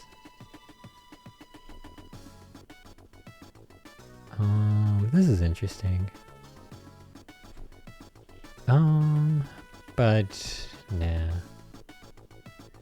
Ooh, Battle Ox. Now that's an oldie but a goodie. Gotta love Battle Ox. Looking at all these vanillas really just wants me to make a low-powered cube. Yeah. Okay, Battle Protection. Oh, but then it's got some weird stuff happening. If the turn player's opponent takes battle or effect damage, that opponent can apply the following effect. This is too complicated.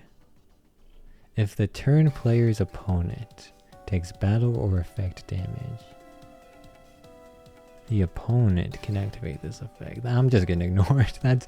My brain is not working enough to even understand that card. I'm just gonna ignore it. Okay, Battle Survivor. I didn't have this in my first rendition of my cube, but then I played some other cubes and saw that this card is actually kind of nuts.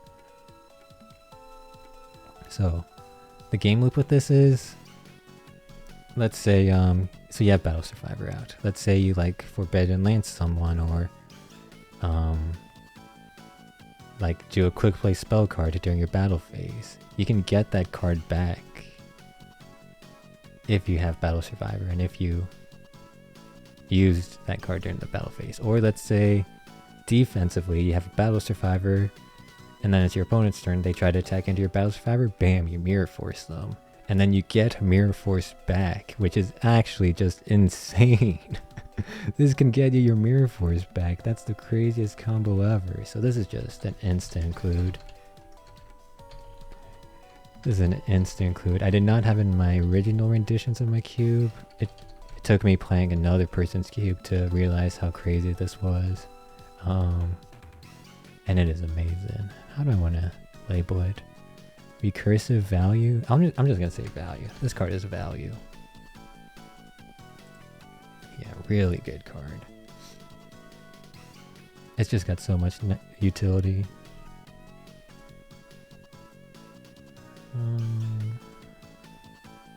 I want this card to be good. Cause like, imagine you have like Stardust Dragon. You play this card, you get a 2500 beat stick in addition to Stardust. It has to be good, right? Battle Waltz has to be good, right? I'm not just being delusional. I'll put it in the maybe section. It has to be good, right? And they spelled Waltz with a Z. That's how you know it's just a good card. It's freaking Waltz with a Z. It has to be good. Yep. Oh, this is a mill card, right? Yeah. I'm not doing mill strategies in my queue. Especially since we're doing 30 card deck sizes. Well, 30 card minimum deck sizes. Yeah, that finds the feast. Warrior stuff. Nope. I think we might have like a decent amount of warrior monsters, but not anywhere close to being able to like put cards specifically for warriors in there. No, you're not gonna get 3-winged beast types. Insect stuff. Nope. The Battle Wasps are generic synchros, but I don't think any of them are actually good. Generically. And I don't even know if constructedly they're good. I don't even know if Battle Wasps are a good archetype. They don't seem like a good archetype. But maybe I'm just a hater. From another Battle Wasp monster, yeah. Yeah, nope.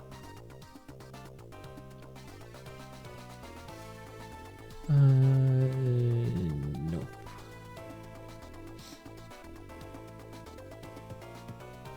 Yeah, I think we're just gonna ignore all these Battle Wasp monsters.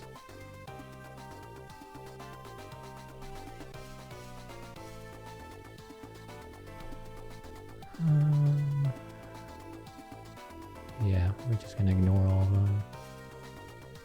It'd be like that. I mean, we're gonna ignore it. We're gonna have to ignore so many archetypes. We're gonna have to ignore like basically all the Constellars, I think, all the Boojins. We're gonna have to ignore a lot of archetypes just because they're not good generically. It's just how it'd be.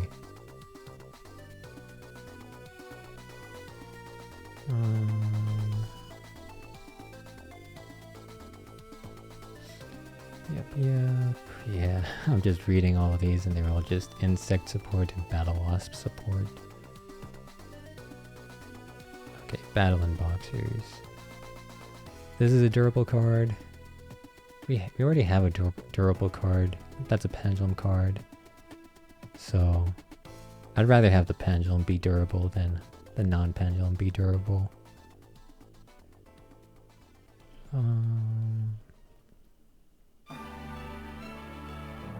During main phase, yep. I think we're gonna have a lot of cards we're gonna be ignoring. It's gonna be a while before we get a good hit.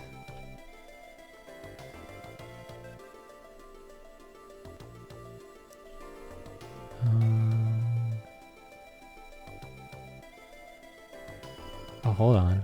King Dempsey. Let's look at him. Your opponent cannot target. Okay, so he's got self-target protection, so he does not die to like fissure I think.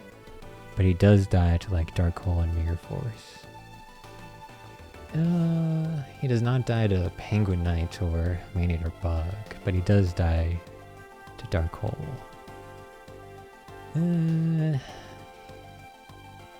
Does Eater of Millions target? Hold on. If Eater of Millions targets, I'll be tempted. Eater.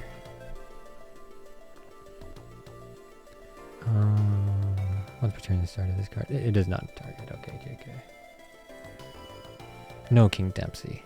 It's probably okay, but I'm being strict, and I'm gonna say no. If I was being lenient, I would let you in, but no, I'm being strict. It's so fun. I use Eater of Millions as like the baseline for everything. Can you deal with Eater of Millions? No, you're trash. You're garbage. Get out of here. Can you deal with Eater of Millions? Yes, then you're amazing. Cyber Dragon, that's level 4. Yeah. Oh, this is a Drillroid, but with lower stats. Yep.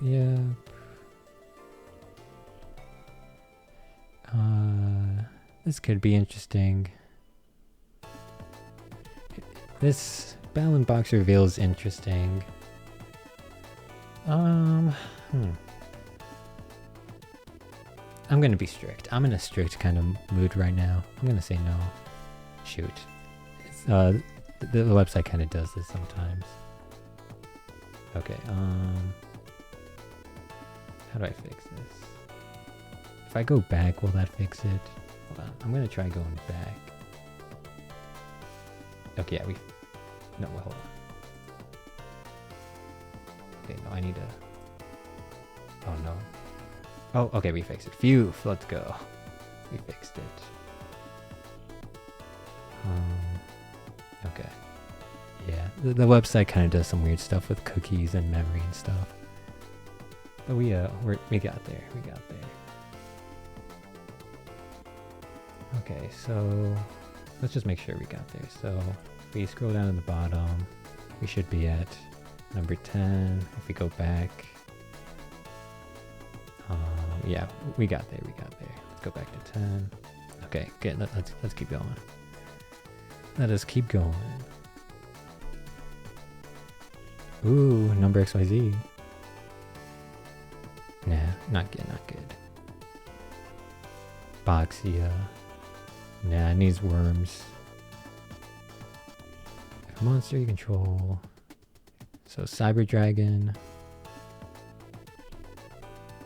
Nah.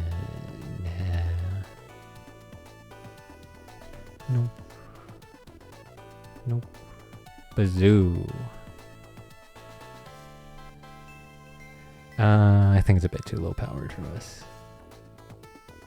Because we saw you can have like a normal summoned 2300 dude. And we also saw you can have like a Cyber Dragon with like 3000 attack. So is Bazoo really doing anything? No. I'm tempted though to just put it in the maybe section. Nah. Yeah, I'm gonna be strict. Like I said, I'm in a strict kind of mood today. Or at least right now. I'm gonna say no to Bazoo. Bean Soldier. Bear Blocker. Not bad. I would love this card, but it's a bit too strict on its summoning requirement. Okay, Beast King Barbaros. This is something I want to talk about. So, what's the gameplay loop here? So you can normal summon this card for 1900 attack. Not that powerful. Because we saw you can normal summon something for 2300 attack, so not that powerful. You can tribute 3 monsters or tribute summon this card and then destroy all cards your opponent controls. Very powerful. Very, very, very powerful. And like I said, you can, in this cube, you can play Scapegoat, link 2 of the tokens off for like a link 2, maybe link 1 of them off for like a Linkuriboh. You can turn tokens into tribute fodder pretty easily. So tributing 3 things is possible. Not easy, but possible. And the payoff is amazing. So it's got like just an average first effect. It's got a pretty cool second effect. But here's the hidden third effect that you might not realize. Let's say you normal summon this, it becomes 1900 attack. Let's say you link summon with it, it just dies somehow, it goes to the graveyard. Then you call the Haunted, this card, back to the field. Guess what? It has 3000 attack. That's the hidden third effect this card has. Because it only becomes 1900 attack if it's normal summon reset without tributing. So this, I'm going to put in the maybe section. It's got a lot of things going for it. I think it will probably end up going in our cube, but it's just easier to put in our maybe section right now. Tribute utility. This has a lot of utility. I really just want to just slam it into our cube. You know what? I'm feeling it. I'm just gonna slam it straight into our cube. It's got some cool stuff going for it. I'm just slamming it straight into our cube. Earth, Beast, Warrior, please have enough room. Nice. Tribute utility. Did I spell that right? No, I didn't. Utility. Yeah. I'm a fan. I'm a fan of this card. I like it. I like it. Okay, this is no. I have to think about the gameplay loop of having stuff in the same column. Okay, so Neospacian Grand Mole is when you attack an opponent's monster, you can bounce both of them to the hand. That is a good card. It's going to be in the cube because it basically stomps on extra deck monsters. So Neospacian Grand Mole is a good card. This card basically turns all of your monsters into Neospacian Grand Mole.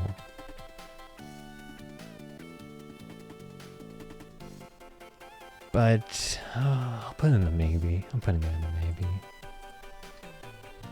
Beast King Unleashed. It's in the maybe section. Bounce. Okay. Special Summon Machine Beast. I love this, but no, a bit too restrictive. Spell counters. Beast of Tall War. Now that's an oldie. That's an oldie.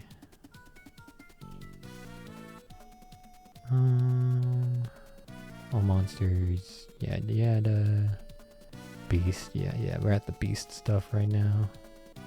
Okay, here's a alert fusion monster that does not require a spell card.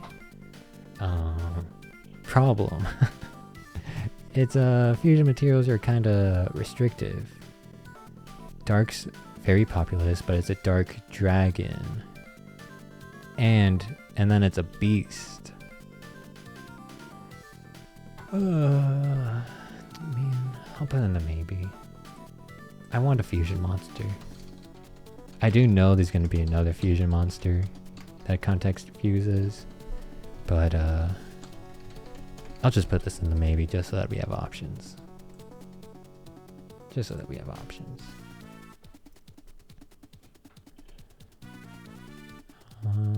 Beat Cop. Tribute. Place Patrol. I'm being straight. I'm gonna say no to Beat Cop. Beat Raptor. Negates Link monster effect and can reinforce itself. Nah. Beatrice. Nah. In our second cube, we actually play with Beatrice, but not for this cube. Yeah, Beaver Warrior, classic.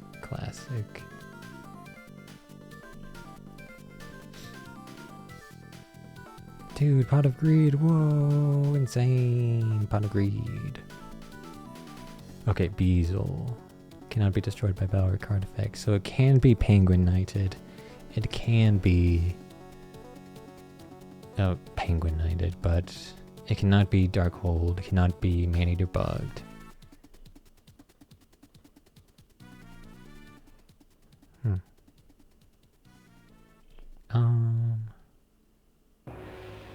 I'm looking at both the Beazles, Beazle 1 and Beazle 2.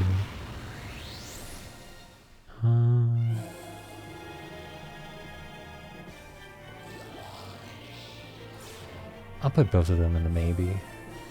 Both of these will be a maybe card. Because it's a Dark Tuner, which might not be that plentiful. We'll have to see how many Dark Tuners we have at the end of this.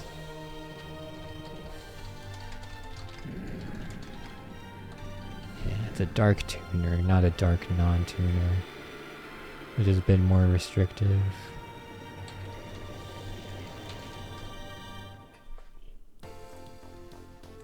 Okay, Beatron.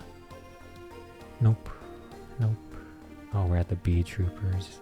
Can you believe they have Battle Wasps and Bee Troopers as an archetype?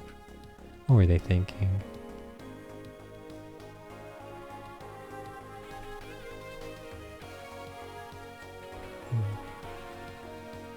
Oh, this just special summons a token? That's kind of fun. Special summons a token? That's kind of fun.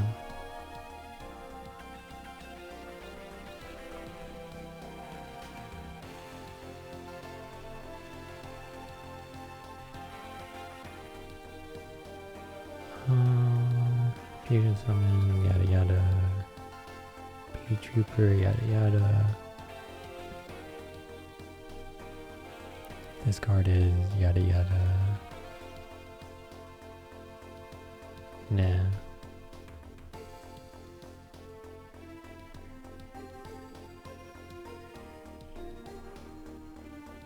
Technically this reads when your opponent's monster activates effect, you contribute this to destroy it. Which is decent, but there's better equal removal cards to choose from. Like, I'd rather just have... I mean, this doesn't target, actually. So it does have some utility there, but nah. Nah. No thank you. Nada.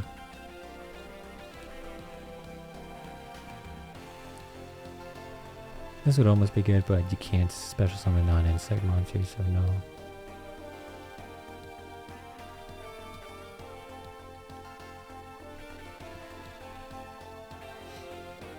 Okay.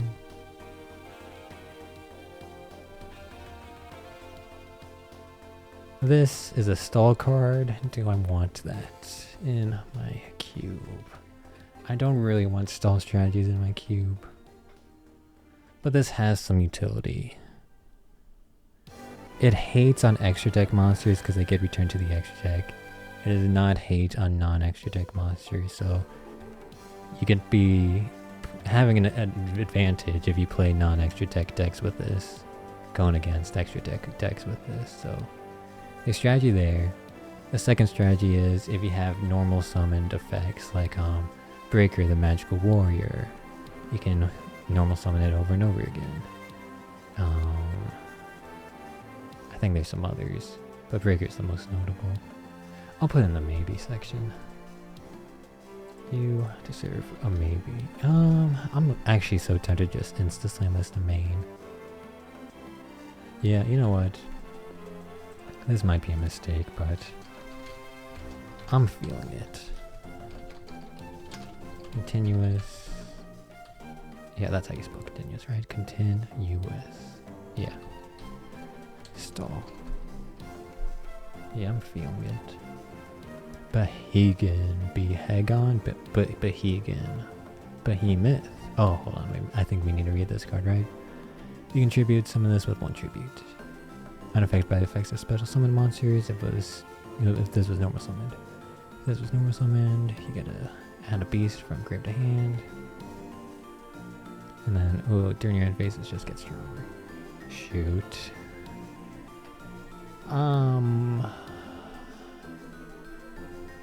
So if you ignore the beast effect, because you might not always be able to do that, you get a 1 tribute monster that during your end step becomes a 3400 beat stick, which is nuts. You know what, if I put Begone Knave in, I'm putting this in.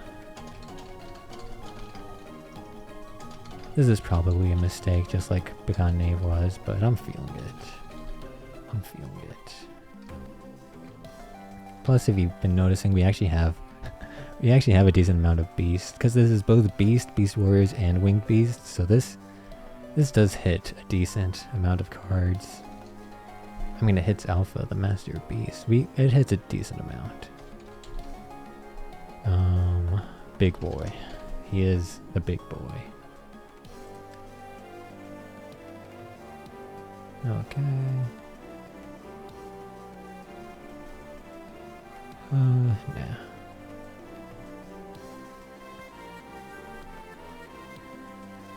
No. If only you could. If only you could contact views with this.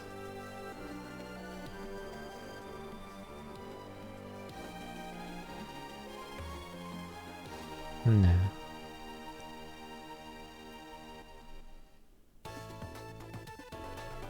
Oh, there's Berserk Dragon, the thing we saw with that deal with Dark Ruler.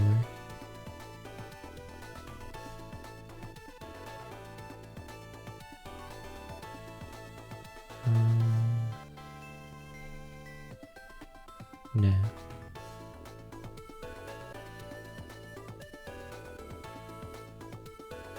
This is probably a no. Yeah, that's a no. Berserker Soul I love. I made like a Watch deck with it at one point, but nah. Because Watch Giraffe can attack directly and it has like 1500 attack, I think. But nah. Draw Monster Cardo. Yeah. You know the meme. You know it. Oh, I love me my Magnet Warriors, man. Dinosaur stuff, Magnet Warriors. Pendulum, so...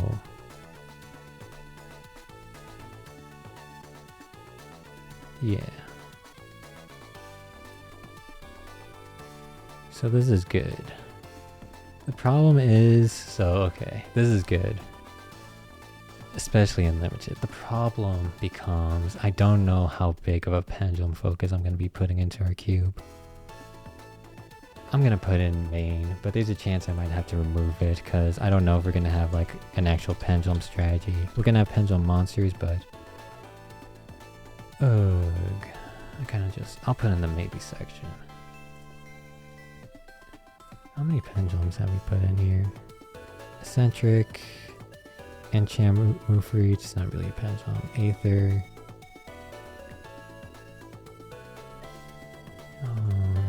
I'll put it in the maybe. I don't know if we're gonna support a pendulum deck. Nah, we're gonna support a pendulum deck. We're gonna support a pendulum deck. Beyond the pendulum. Monster, Link 2, Dark Spellcaster. Pendulum value.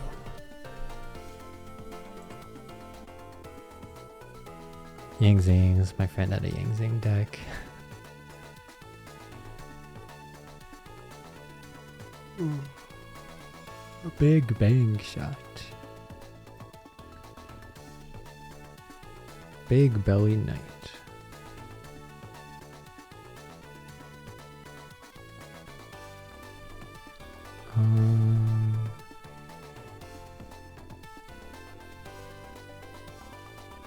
Big Evolution Pill. Nah. Big Eye. I really wanted Big Eye to be good. Maybe in a low powered cube. It would be good, but nah. Big Koala. Man, there's so many big cards.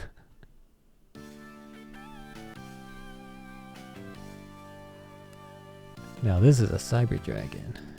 2100 attack, special condition. You just, you know, normal summon it instead of special summoning it.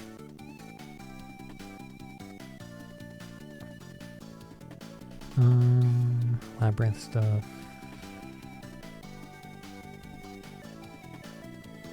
Okay. I really want Big Wheel to become meta at some point. At some point this has to be meta, right?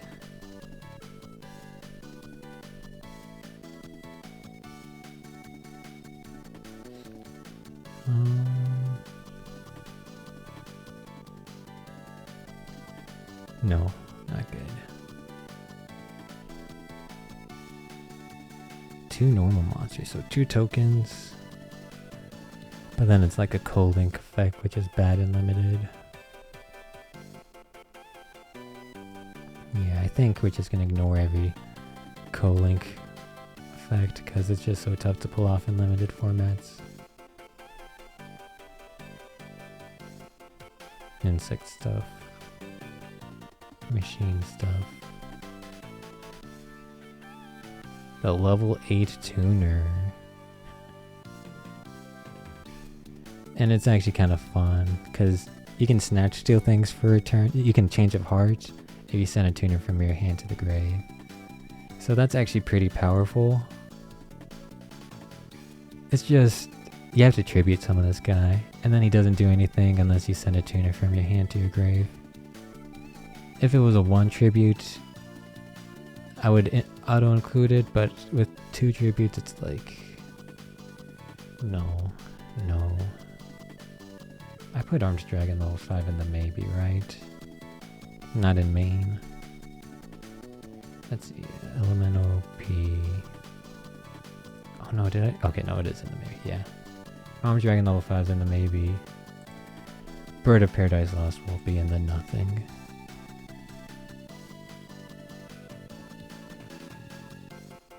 Nope.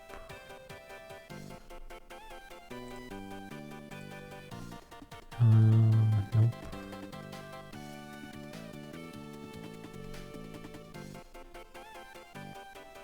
Nah.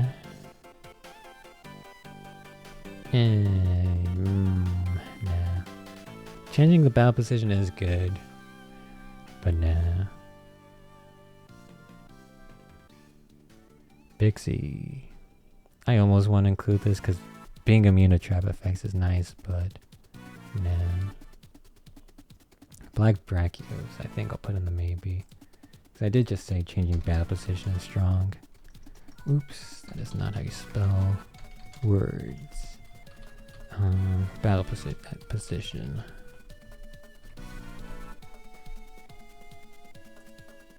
Yeah, but I think there's like some other cards that have this effect. Three opponents.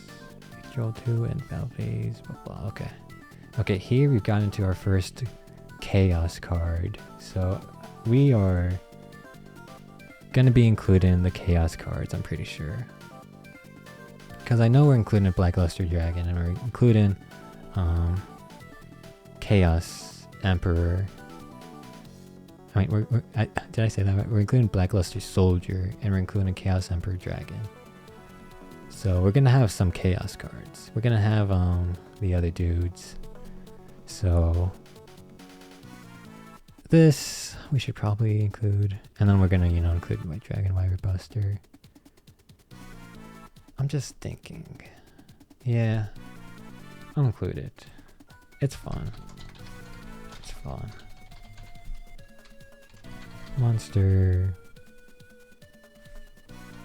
4 Dark Dragon. Well, there's your Dark Dragon for Rune Eyes. I mean Beast Eyes. Pendulum Dragon. Chaos.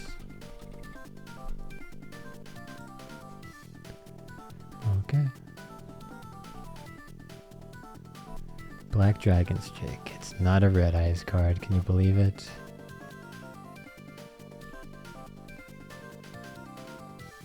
Okay, so this is an interesting card. I don't know how many Dark Spellcasters we're gonna have, but we might have an amount, so I'll put in the maybe. We'll have to come back to check up on you. Spellcaster support. Dark spellcaster support. No. Dark spellcaster support. I don't know how many spellcasters we'll have that are dark, but we'll put in the maybe section. Dark synchros, Blackwing, yep. Oh, okay, Black Garden. Black Garden is a good card. We're just insta-slamming it. If you don't know the game loop with Black Garden, I don't even know how to describe it. So, if a monster is summoned, you have its attack, then the opposite player gets a rose token in attack position. And then you can also target a monster in your graveyard with attack equal to all the plant monsters on the field. You destroy Black Garden and all the plant monsters on the field, and then you get that guy back. So usually you'll be just destroying the plant tokens, the rose tokens. So you'll be able to summon a guy from your graveyard with like 800 attack, 1600 attack, 2400 attack, which is pretty common. The Monarchs are 2400, Breaker, Magical Warrior 1600. So this gets some hits. So the second effect is nice, but the first effect is nice. It's a good debuffer. Yeah, I'll say it's debuff and rebirth. Cause let's say you summon, you're going first. You summon all of your guys, and then you play Black Garden. And then you pass the turn. Your opponent, if they summon any guys, you will get a token for each guy they summon, and your opponent's monsters will get their attack halved. So they will struggle very hard to get over your field that you already established pre-Black Garden. And it's just a menace. It is a menace and it is a good card. Do not underestimate Black Garden. I wouldn't say it's a first pick in cube drafts, but it could potentially be a first pick depending on if you just see like a average pack. It's a not first pick, but it's up there. It's around like third pick level. It's around there. It's a good card. Okay, Black Horn of Heaven. Negate summons, yeah, I think that's just an auto-include. Yeah, it's just an auto-include. Gets rid of extra tech stuff. Trap, counter, it's not removal, it's more negation. Yeah. I mean, it technically removes, but it needs to, be when your opponent summons the monster. Oh, I love Blackluster Soldier. He just has such a cool design. Such a sick design. Okay, yeah, Envoy of the Beginning. That's just an instant include.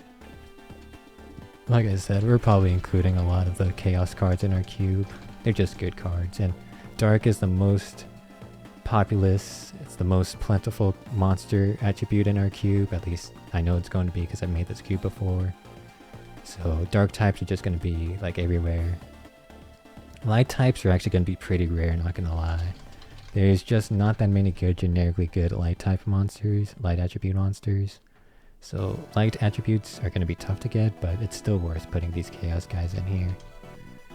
It's still worth it.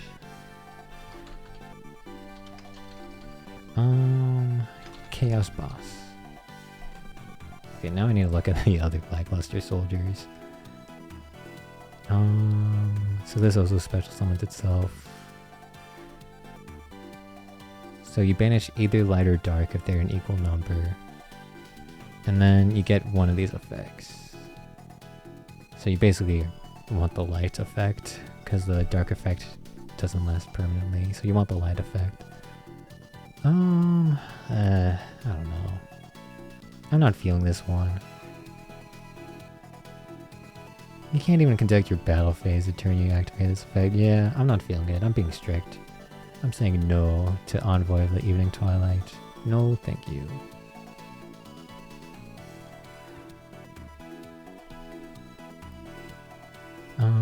This is interesting, but nah. Okay, this I think we're just including. 3 monsters with different names is easy, because everything's singleton. And then if you use a level 7 or higher monster, you get a non-targeted, easy. This is just an instant include. Easy. Blackluster Soldier, Soldier of Chaos. Can you believe these Earth attributes? Isn't that crazy? A Blackluster soldier being Earth attribute. That's just crazy. He even has chaos in his name. And he's Earth attribute. Who would have thunk? Who would have thought? Okay, I guess he's a Link boss. Guess that's what he is. He's a Link boss.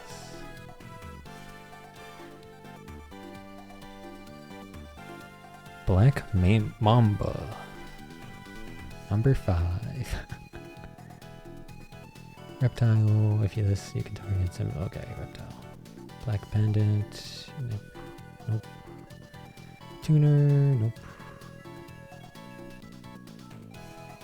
Turn to the hand. Sent. Except for. Okay, nope. Oh, here we go. Black Rose Dragon. You need a board wipe? You got it. Love ya. Black Rose Dragon is just so iconic. You'll love to see it. 7 Fire Dragon, not a plant. Board wipe. And then its cousin, Black Rose Moonlight Dragon. This is something we're gonna have to consider. Yeah, I'm actually just gonna auto-include it. It like wrecks extra tech monsters, and it can get its effect triggered multiple times. It's just an auto-include. Black Rose archetype's just too good. 7 Light Dragon Bouncer. Bouncer, bounce. We'll just say bounce. Black Salvo, nope. Shadow Scroll, Feathers, nope. Skull Dragon Sonic. Stego, Thunder, Tyranno, Velocity, Whirlwind. Oh, we're getting to the Black Wing cards. This is gonna be a brain fog moment. Because it sucks, because I know we're gonna use like 3 of the Black Wings, so we actually need to pay attention. But this is gonna be such a brain fog moment because there's so many Black Wings. Okay, let's just jump right into it.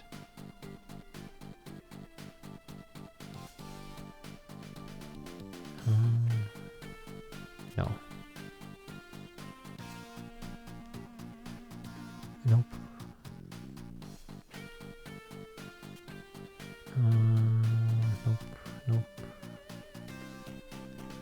Nope. I never played the Plunder Patrol deck, but they looked cool. I mean, they're goblins. Goblins are cool. Unless you're a certain anime. A couple animes have portrayed goblins as not cool.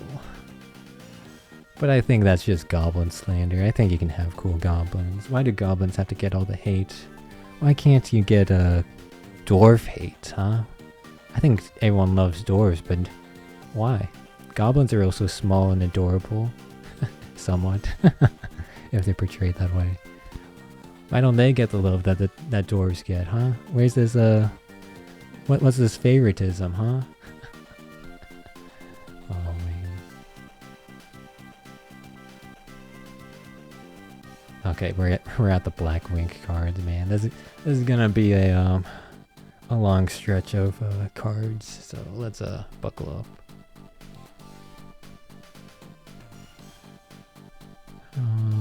Okay, nope.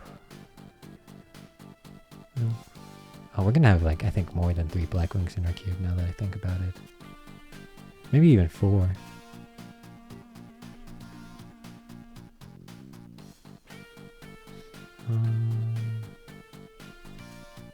Bora, you gotta love Bora, man. The OG.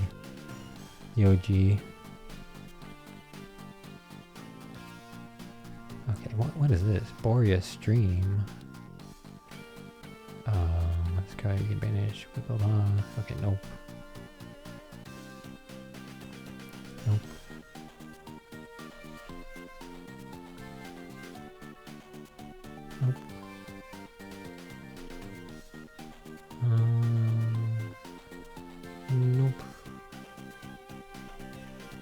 Okay, this is a level modulation level 4 tuner. Where did I put Agnomal Candle. Did I put in the maybes? A, B, C, D, E. Oh, oops. Oh, you're not telling me I really just slammed it into main. You're joking. A, B, C, D. I really just slammed into main. Well, I guess I just gotta slam this into mainland. So level modulation, level 4 tuner. I guess I just gotta slam this into main. I don't feel good about it, but we'll just do it. Wow, so there's that 5 black wings I'm gonna put in a cube. That's nuts. That is nuts.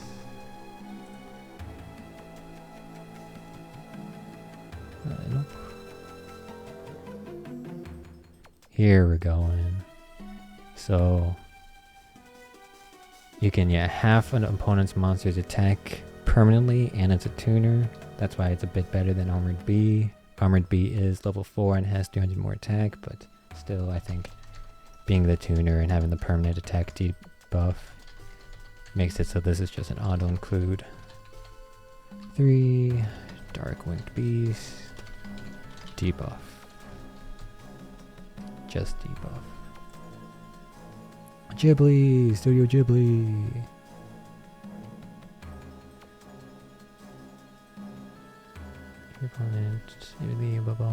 Okay, here we go. Gofu, the menace of links. You remember when Gofu was freaking legal? I mean, the only good link was the Decode Soccer, I think. I'm pretty sure. I don't think there was anything else when Gofu was legal. But Gofu was a freaking menace, man. It's a freaking menace. If you don't know what Gofu does, it, oh, I didn't even capitalize Dark. My bad. Gofu is a Cyber Dragon, so he'll special summon himself if he controls no monsters, and then he special summons 2 tokens. Those tokens cannot be used for Synchro or Tribute. However, you just summoned a tuner and 2 tokens. Guess what? That's a Link 3 right out of the bat. And guess what? It's a tuner. You know what Link monster you're making with a tuner. Yeah, this thing is nuts. Absolutely nuts. It's gonna be banned forever. Which is sad, but it has to be banned forever. It just has to. But luckily, we've got the cube to play with it. Token maker. Okay, that's 3 black wings so far, and we still got a couple more. Still got a couple more that we're gonna add.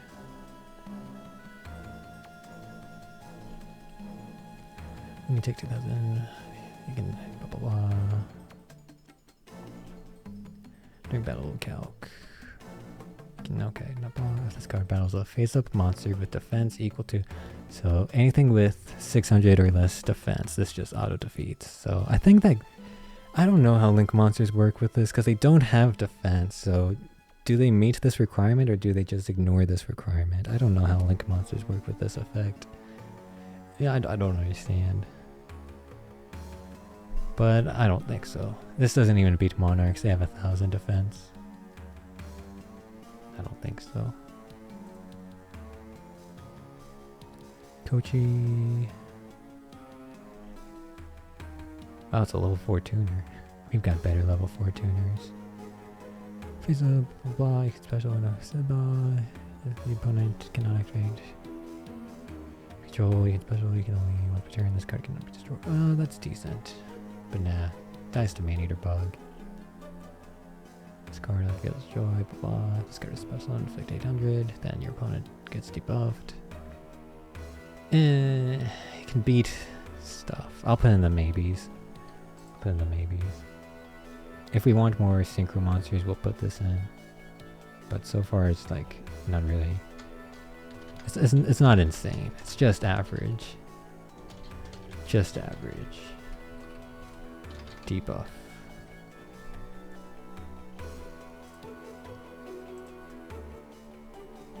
I'm tempted. You know what? I'll put it in the cube. You wanna know why? Because I'm gonna put a Gaga Cowboy in the cube. And he's really just in there for burns, so I'll put you in, which means I think we're gonna have 6 black wings in the cube, which is kind of nuts. Kind of nuts. I told you dark attribute monster is gonna be the most plentiful. Synchro. 6. Dark winged beast. I've been typing this forever. I should know this by now. Debuff and burn. Because we're including Gaga Cowboy, so we'll include nothing the Starlight.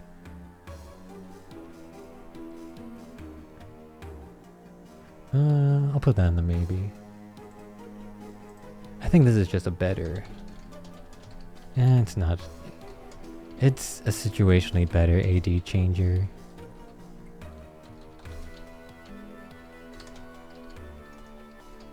There we go. Because it's a tuner, and AD changer is not a tuner. Only black wing synchros. Okay. Let's send this. Blah blah blah. Okay. Monster reads. Best you can do. Blah. Black wing. Blah blah. Okay. Shura. We have Simoon. Nope. Cyber Dragon with 100 less attack, and you know what's on it. Okay. Steam the Cloak. Here we go. Leaves the field and makes a token. And then you contribute a monster and get it back. But then it can't only be used for a single summon if all the other materials are Blackwing monsters. But usually you just want it as a tuner that can make a token. That's your main thing. Tuner makes a token. Monster. Tuner. 3. Dark Winged Beast. We've been doing this plenty of times. Token maker. Okay. I think that might be all the black wings we're going to be adding to the cube. I think that's all of them.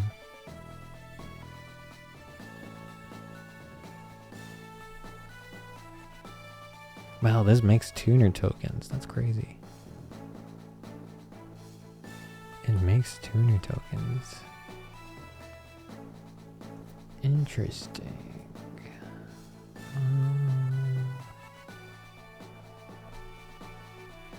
Huh. I'll actually put this in maybe. I'm gonna put this in maybe. Blackwing, Suji the Phantom Glimmer. Tribute outlets. Okay. This card is number summon, blah blah, shuffle 2, blah blah, control, specialty, blah blah. Okay. Oh, I forgot about Zephyros. Yeah, we're including Zephyros. He does some funny things with continuous cards. But this, I'm pretty sure, is the last Blackwing card we're adding. Monster 4, Dark Winged Beast, Rebirth, Zonda.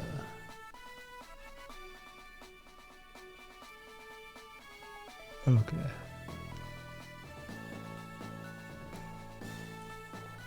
It's funny, we actually have... How many Blackwing tuners do we have? Gofu doesn't count, really. So that's what? Decay, Gale, and Steam. Wow, we actually have 3 tuners. 3 cards for this guy. That's funny. That's so tempting, to be honest, because this is an insane effect. This is such an insane card in Limited. This is so tempting. You don't understand how close I am to just putting this in there. I'm like right on the edge of putting this in there, but ugh, I'm so tempted. 3 cards. 3 cards and then you enable it.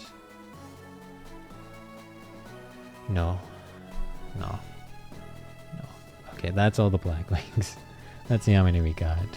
1, 2, 3, 4, 5, 6. 6 Blackwings in the main and 2 in the maybe.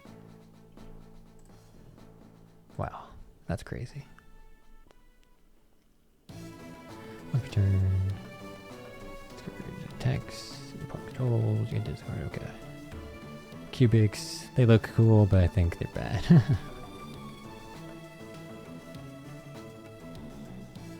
Yeah. Okay, Blade Skater, classic. That's up by tribute. Destroys more than opponent's tribute summon attack. So it's tribute summon 8. When opponent's monster declares attack. Destroy the one opponent with that we do. Okay, this is just. This is just like a Ring of Destruction. Yeah, this is just Ring of Destruction. But like battle style, yeah, I'll take it. Blast held by Destiny. Trap. Removal. Okay. Blast Sphere. I'm putting in the maybe. It's equal removal like that one other card. But I think there's better cards. I think like Maybe Bug's just better than this. Yeah. I mean, this does burn. So it has that going for it. But it is slow. Nope. Blaster, huh?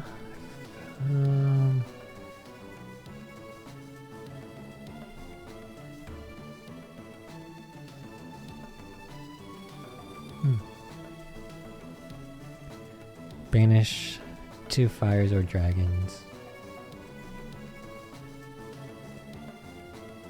I feel like the dragon rulers are only good if you have a lot of them. If you just have one of them, I don't think they're that good. I mean, that's why they limited this. They know if you have multiple of them, they pop off, but if you only have one, it's like... eh.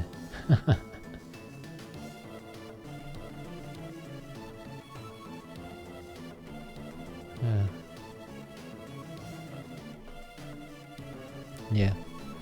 I'll ignore it. No blasting fuse. No.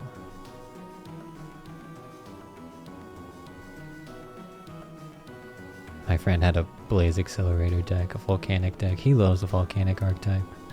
He loves it. You don't know how many times he freaking board wipes me with the Volcanic thing. Whatever the effect is that board wipes you. You got me so many times with it.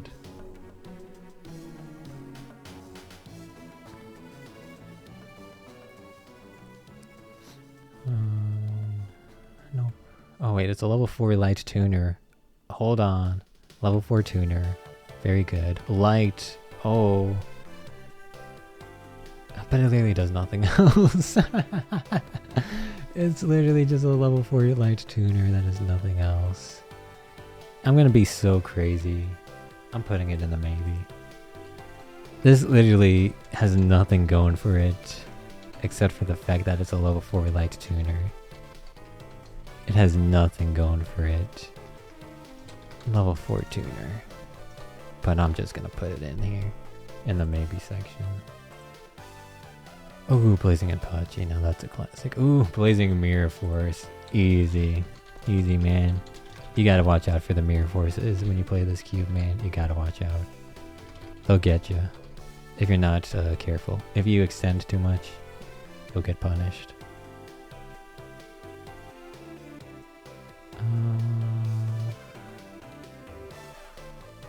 Nah.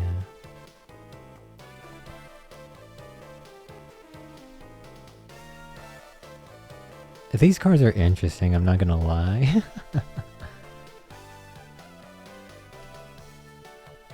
Because this is kind of just a board wipe. I'm gonna put Blind Obliteration in the maybe section. Blind Obliteration is just kind of a board wipe, right?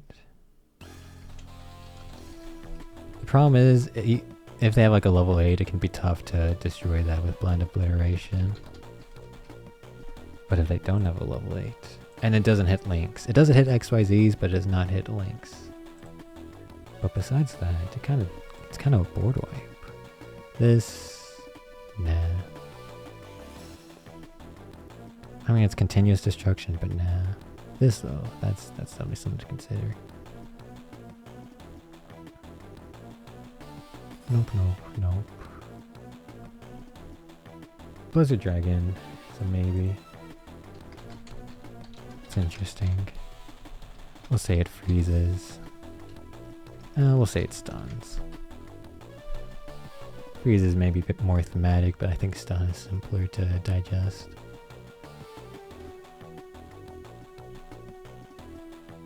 This is nice. I'll put in the maybe. We might get enough spellcasters to warrant having some spellcaster cards. Spellcaster support. Oh, the other thing was dark spellcaster support, yeah. Discard, oh no, never. Discard destroys opponent's blah blah. Blue.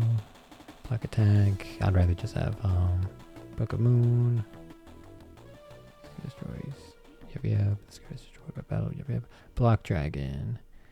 I'll put you in the maybe. Like I said, Earth is gonna be our second most populous attribute. And Black Dragon's got some stuff going for it. Earth stuff. Black Golem. Nope, it's rock stuff. Block Man. Nope. Block out curtain, a card you control would be destroyed. You can choose. Okay, so this saves your cards. Okay. The second effect is trashed, but the first effect basically saves your guy from Dark Hole, Mirror Force. It does not save your guy from Penguin Knight. Penguin Knight is too strong, man. It's too strong. You can't stop the Penguin Knight. He's coming for you. Protection. He's coming for you, man. Penguin Knight's too strong.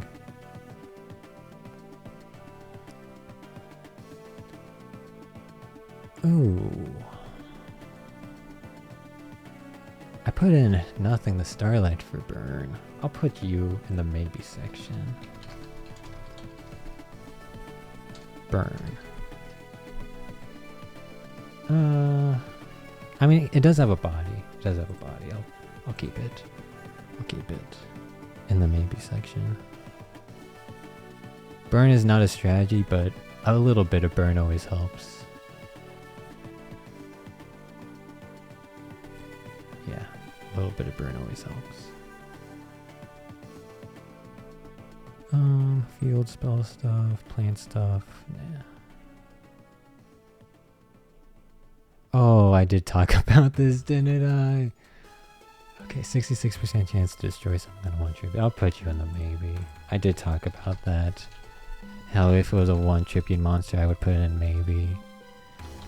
I did say that, huh? You got me. You got me, Yu-Gi-Oh! You got me, Konami. You got me. You guys see the Exodia deck with Blue Dragon Summoner?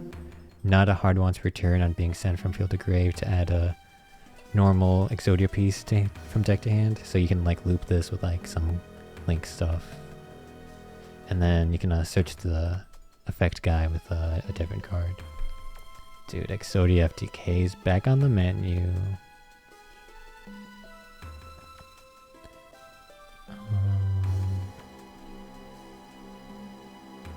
Yep, warrior stuff, blue medicine, we need warrior stuff, and it's plant stuff. I wish this would be good. Maybe in a low power cube would be good. 1700 attack just can't beat over much. And 1500 attack can't beat over much. But you are going to set stuff in defense position. I'll regret this because I don't think it's going to be added to the cube. But I'll put you in the maybe. We already have 81 cards in the maybe section, so it's getting out of hand. It's getting out of hand how lenient we are. But I can't help it. There's just so many good Yu-Gi-Oh cards. So many good Yu-Gi-Oh cards. Oh, we're at the Blue Eyes stuff. I don't think we're getting any Blue Eyes cards here. They're kind of not generic.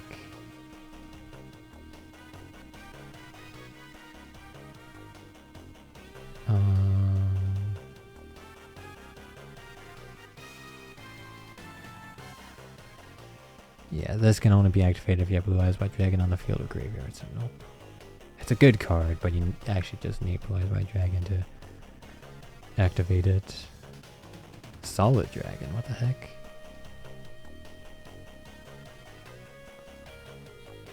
Okay. Oh wow, we're making decent progress. We're already at 1/10. We're 10%. Really? Wow, we're 10% of the way through.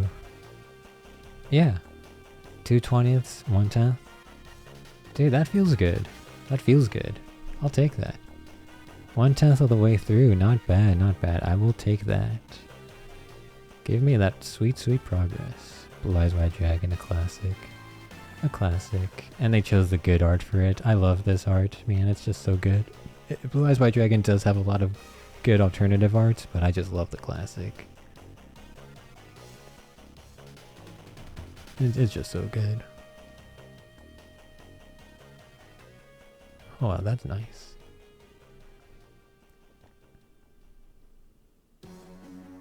Okay, hold on. This is equal removal. This is something to consider.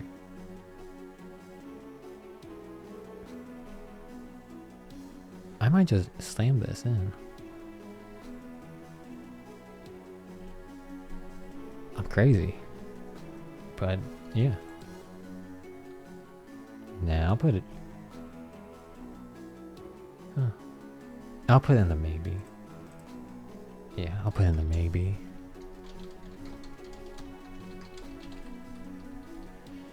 Equal removal. Because there's going to be a lot of cards that equally remove stuff like Mania Bug and stuff like that.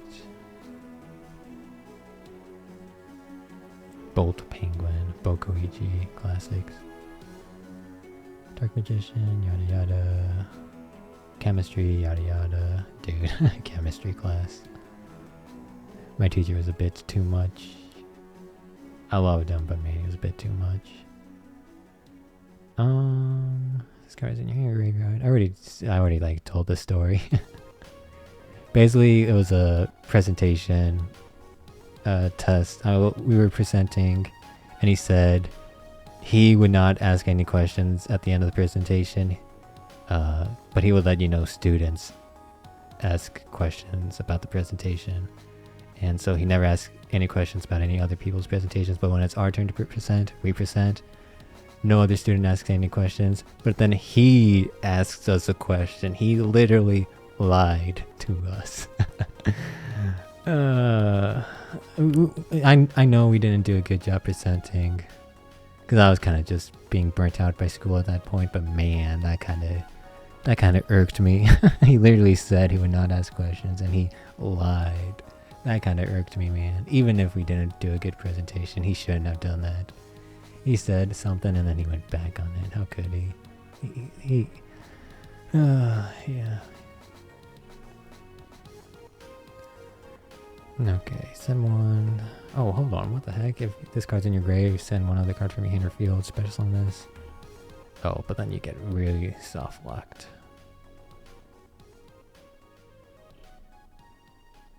Okay. Yeah, you get real soft locked. Okay, JK.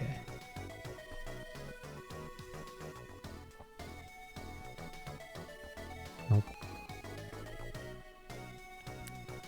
Almost okay, but nope.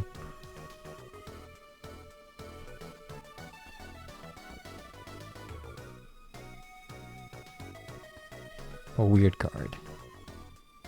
Boo Boo Game? What the heck?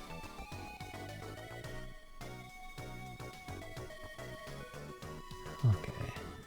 Ooh, we're at the book cards.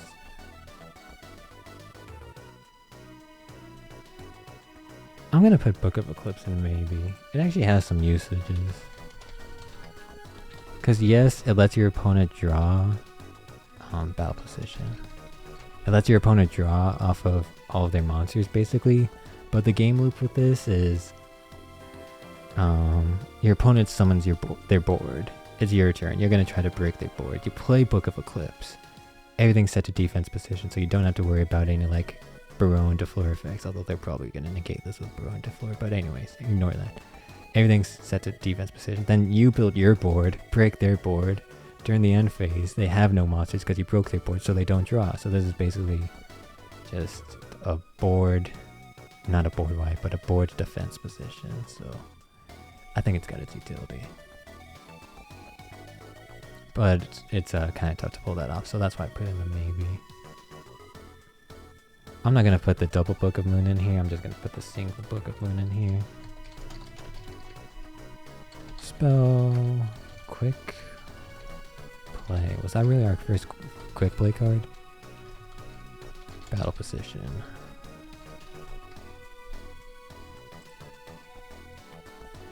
Secret Ords, Taiyu, Boompoline, and all. Yes, blah, Boost Warrior, Boost Your Dragon, Boot Sector Launch, Boot Staggered. Yeah, Boot Staggered's nice, but it's Cyber's theme. I had it in my Cyber's theme rendition of the cube, but I'm gonna have to be strict and just say no. I'm being strict. Gadgets.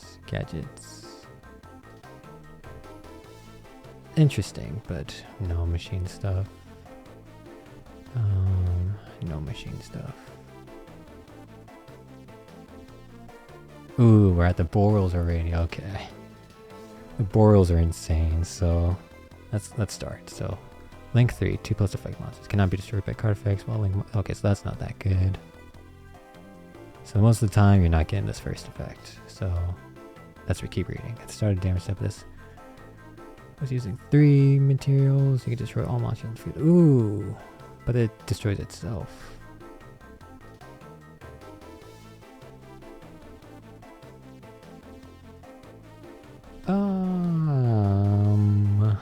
I'm putting in the maybe.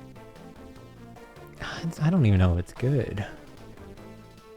Okay, so if a Link monster points to it, then it doesn't destroy itself with its effect. But it's got the diagonal arrows, man. It's tough to point something to diagonal arrows, especially unlimited.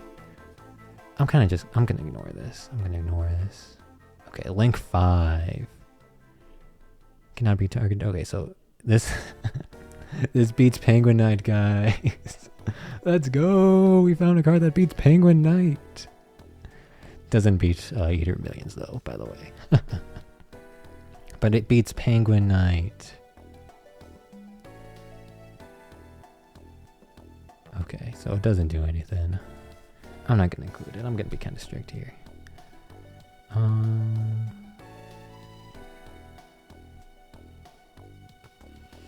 Shoot, I might include this. We're definitely including Borreload. Borreload's like the easiest one to include. Same with Borrelsword. They're the easiest ones to include. Monster. I actually don't know how Borreload works with Eater of Millions. I think they're both at the start of the damage step effects, right? So how does that work? Yeah. Link 4 Dark Dragon. I'm just gonna say boss monster. Also, Borreload Dragon can't be Penguin Knighted. Look at that. Okay, I'm just gonna say Borreload's a maybe consideration. Yeah, it's a maybe consideration. Now I'm gonna just say this is a Link boss. Same with you. You are a Link boss. Okay. No on the XYZ. No on the fusion. No on the ritual, right? Yep. Yes on the synchro. The synchro can be pretty oppressive. And I do want to encourage strategies where you're doing multiple extra deck types. So synchros and links. I want to encourage that. I want to encourage all of it, like pendulums, XYZs, stuff like that. Yeah, so this is great. Dark Dragon. We're getting a lot of Dark Dragons, huh? A negation. And then yeah, we're doing Borrelsword, because it can just OTK. It's insane. Synchro. No. Link 3. Dark Dragon. OTK. Boss Rush, Botanical Girl, Botanical Lion, Bottom Dweller, Bottom of Shifting Sand. End of your opponent's turn. Okay, so Oh wait, but then that. Okay, I'll just ignore it. Okay, bottomless trap hole, easy. I don't even. It's easy. Easy add. Easy. Removal. It's not really removal, but you know what I mean. Hold on. If bottomless trap hole is removal, we should make Black Horn of Heaven removal. Yeah, they're not really removal. Because if they already summoned their monster, then you lost your window. But yeah, we'll put Bountiful Artemis in the maybe section. I don't know if counter fairies can be a thing in our cube. But we'll find out. So that's why it's a maybe. Bouncer, Boganian, Bounty. We'll put that in the maybe. It's like a worse battle survivor.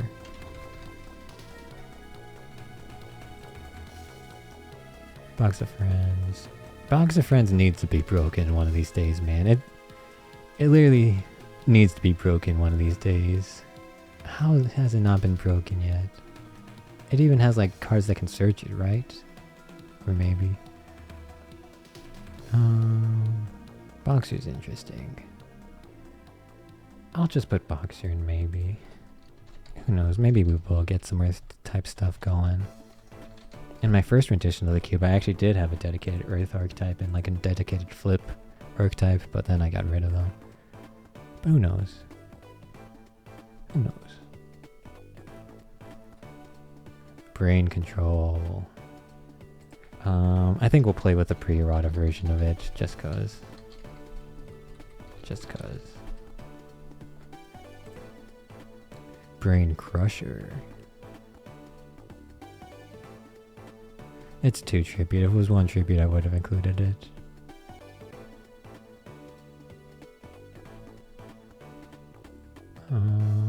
Yep. Select 1. A counter. Man, the aliens keep coming, huh? Fusion, branded. Oh, we're at the branded cards, huh? Oh, the Bestials are gonna be insane.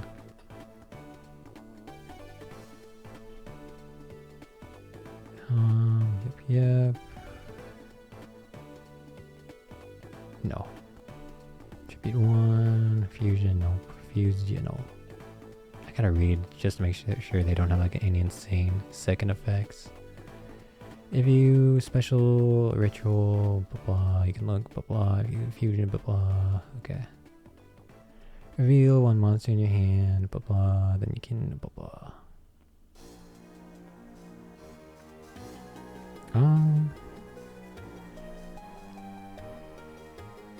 Yeah, the branded stuff is just too archetypal. Here's summon. And there's so many branded cards. That's the crazy thing. There's so many branded cards. Jeez, there's so much.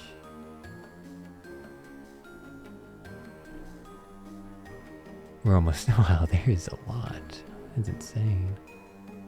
They are the lore archetype, so it makes sense they have a bunch of cards because you know they need the lore updates. They need to update their lore. So it makes sense.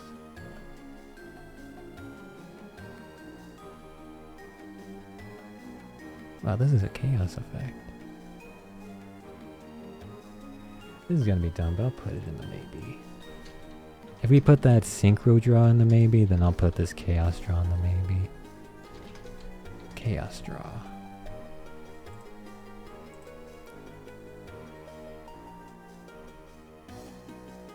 Banish. Okay, not a contact fusion. Okay. We have made it to 14 out of 123. We have gone past the 10% line. Feels good, and I think we'll end it here because it is 9 o'clock. 3 hours. Went by pretty fast, not gonna lie. Good progress, good progress. Any insane cards that we added? I mean, we added the Borals, we added Bombus Trap Hole, Brain Control. Book of Moon's crazy, Blazing Mirror Force is crazy. Gofu is crazy. Black Rose Dragon. Yeah, we had some insane cards. We had some real insane cards here. Baron. Arch Nemesis. Up. Oh no, that was last. Okay, we added some insane cards here. Pretty good, pretty good. But yeah, that's it for me. Thanks for watching. Hope you guys appreciate. Wait, no. I appreciate you guys. I hope you guys enjoy. I keep mixing up my words during the ending. You know how it is. This was Cactus Marsh, and I'll see you guys later. Peace. Bye bye.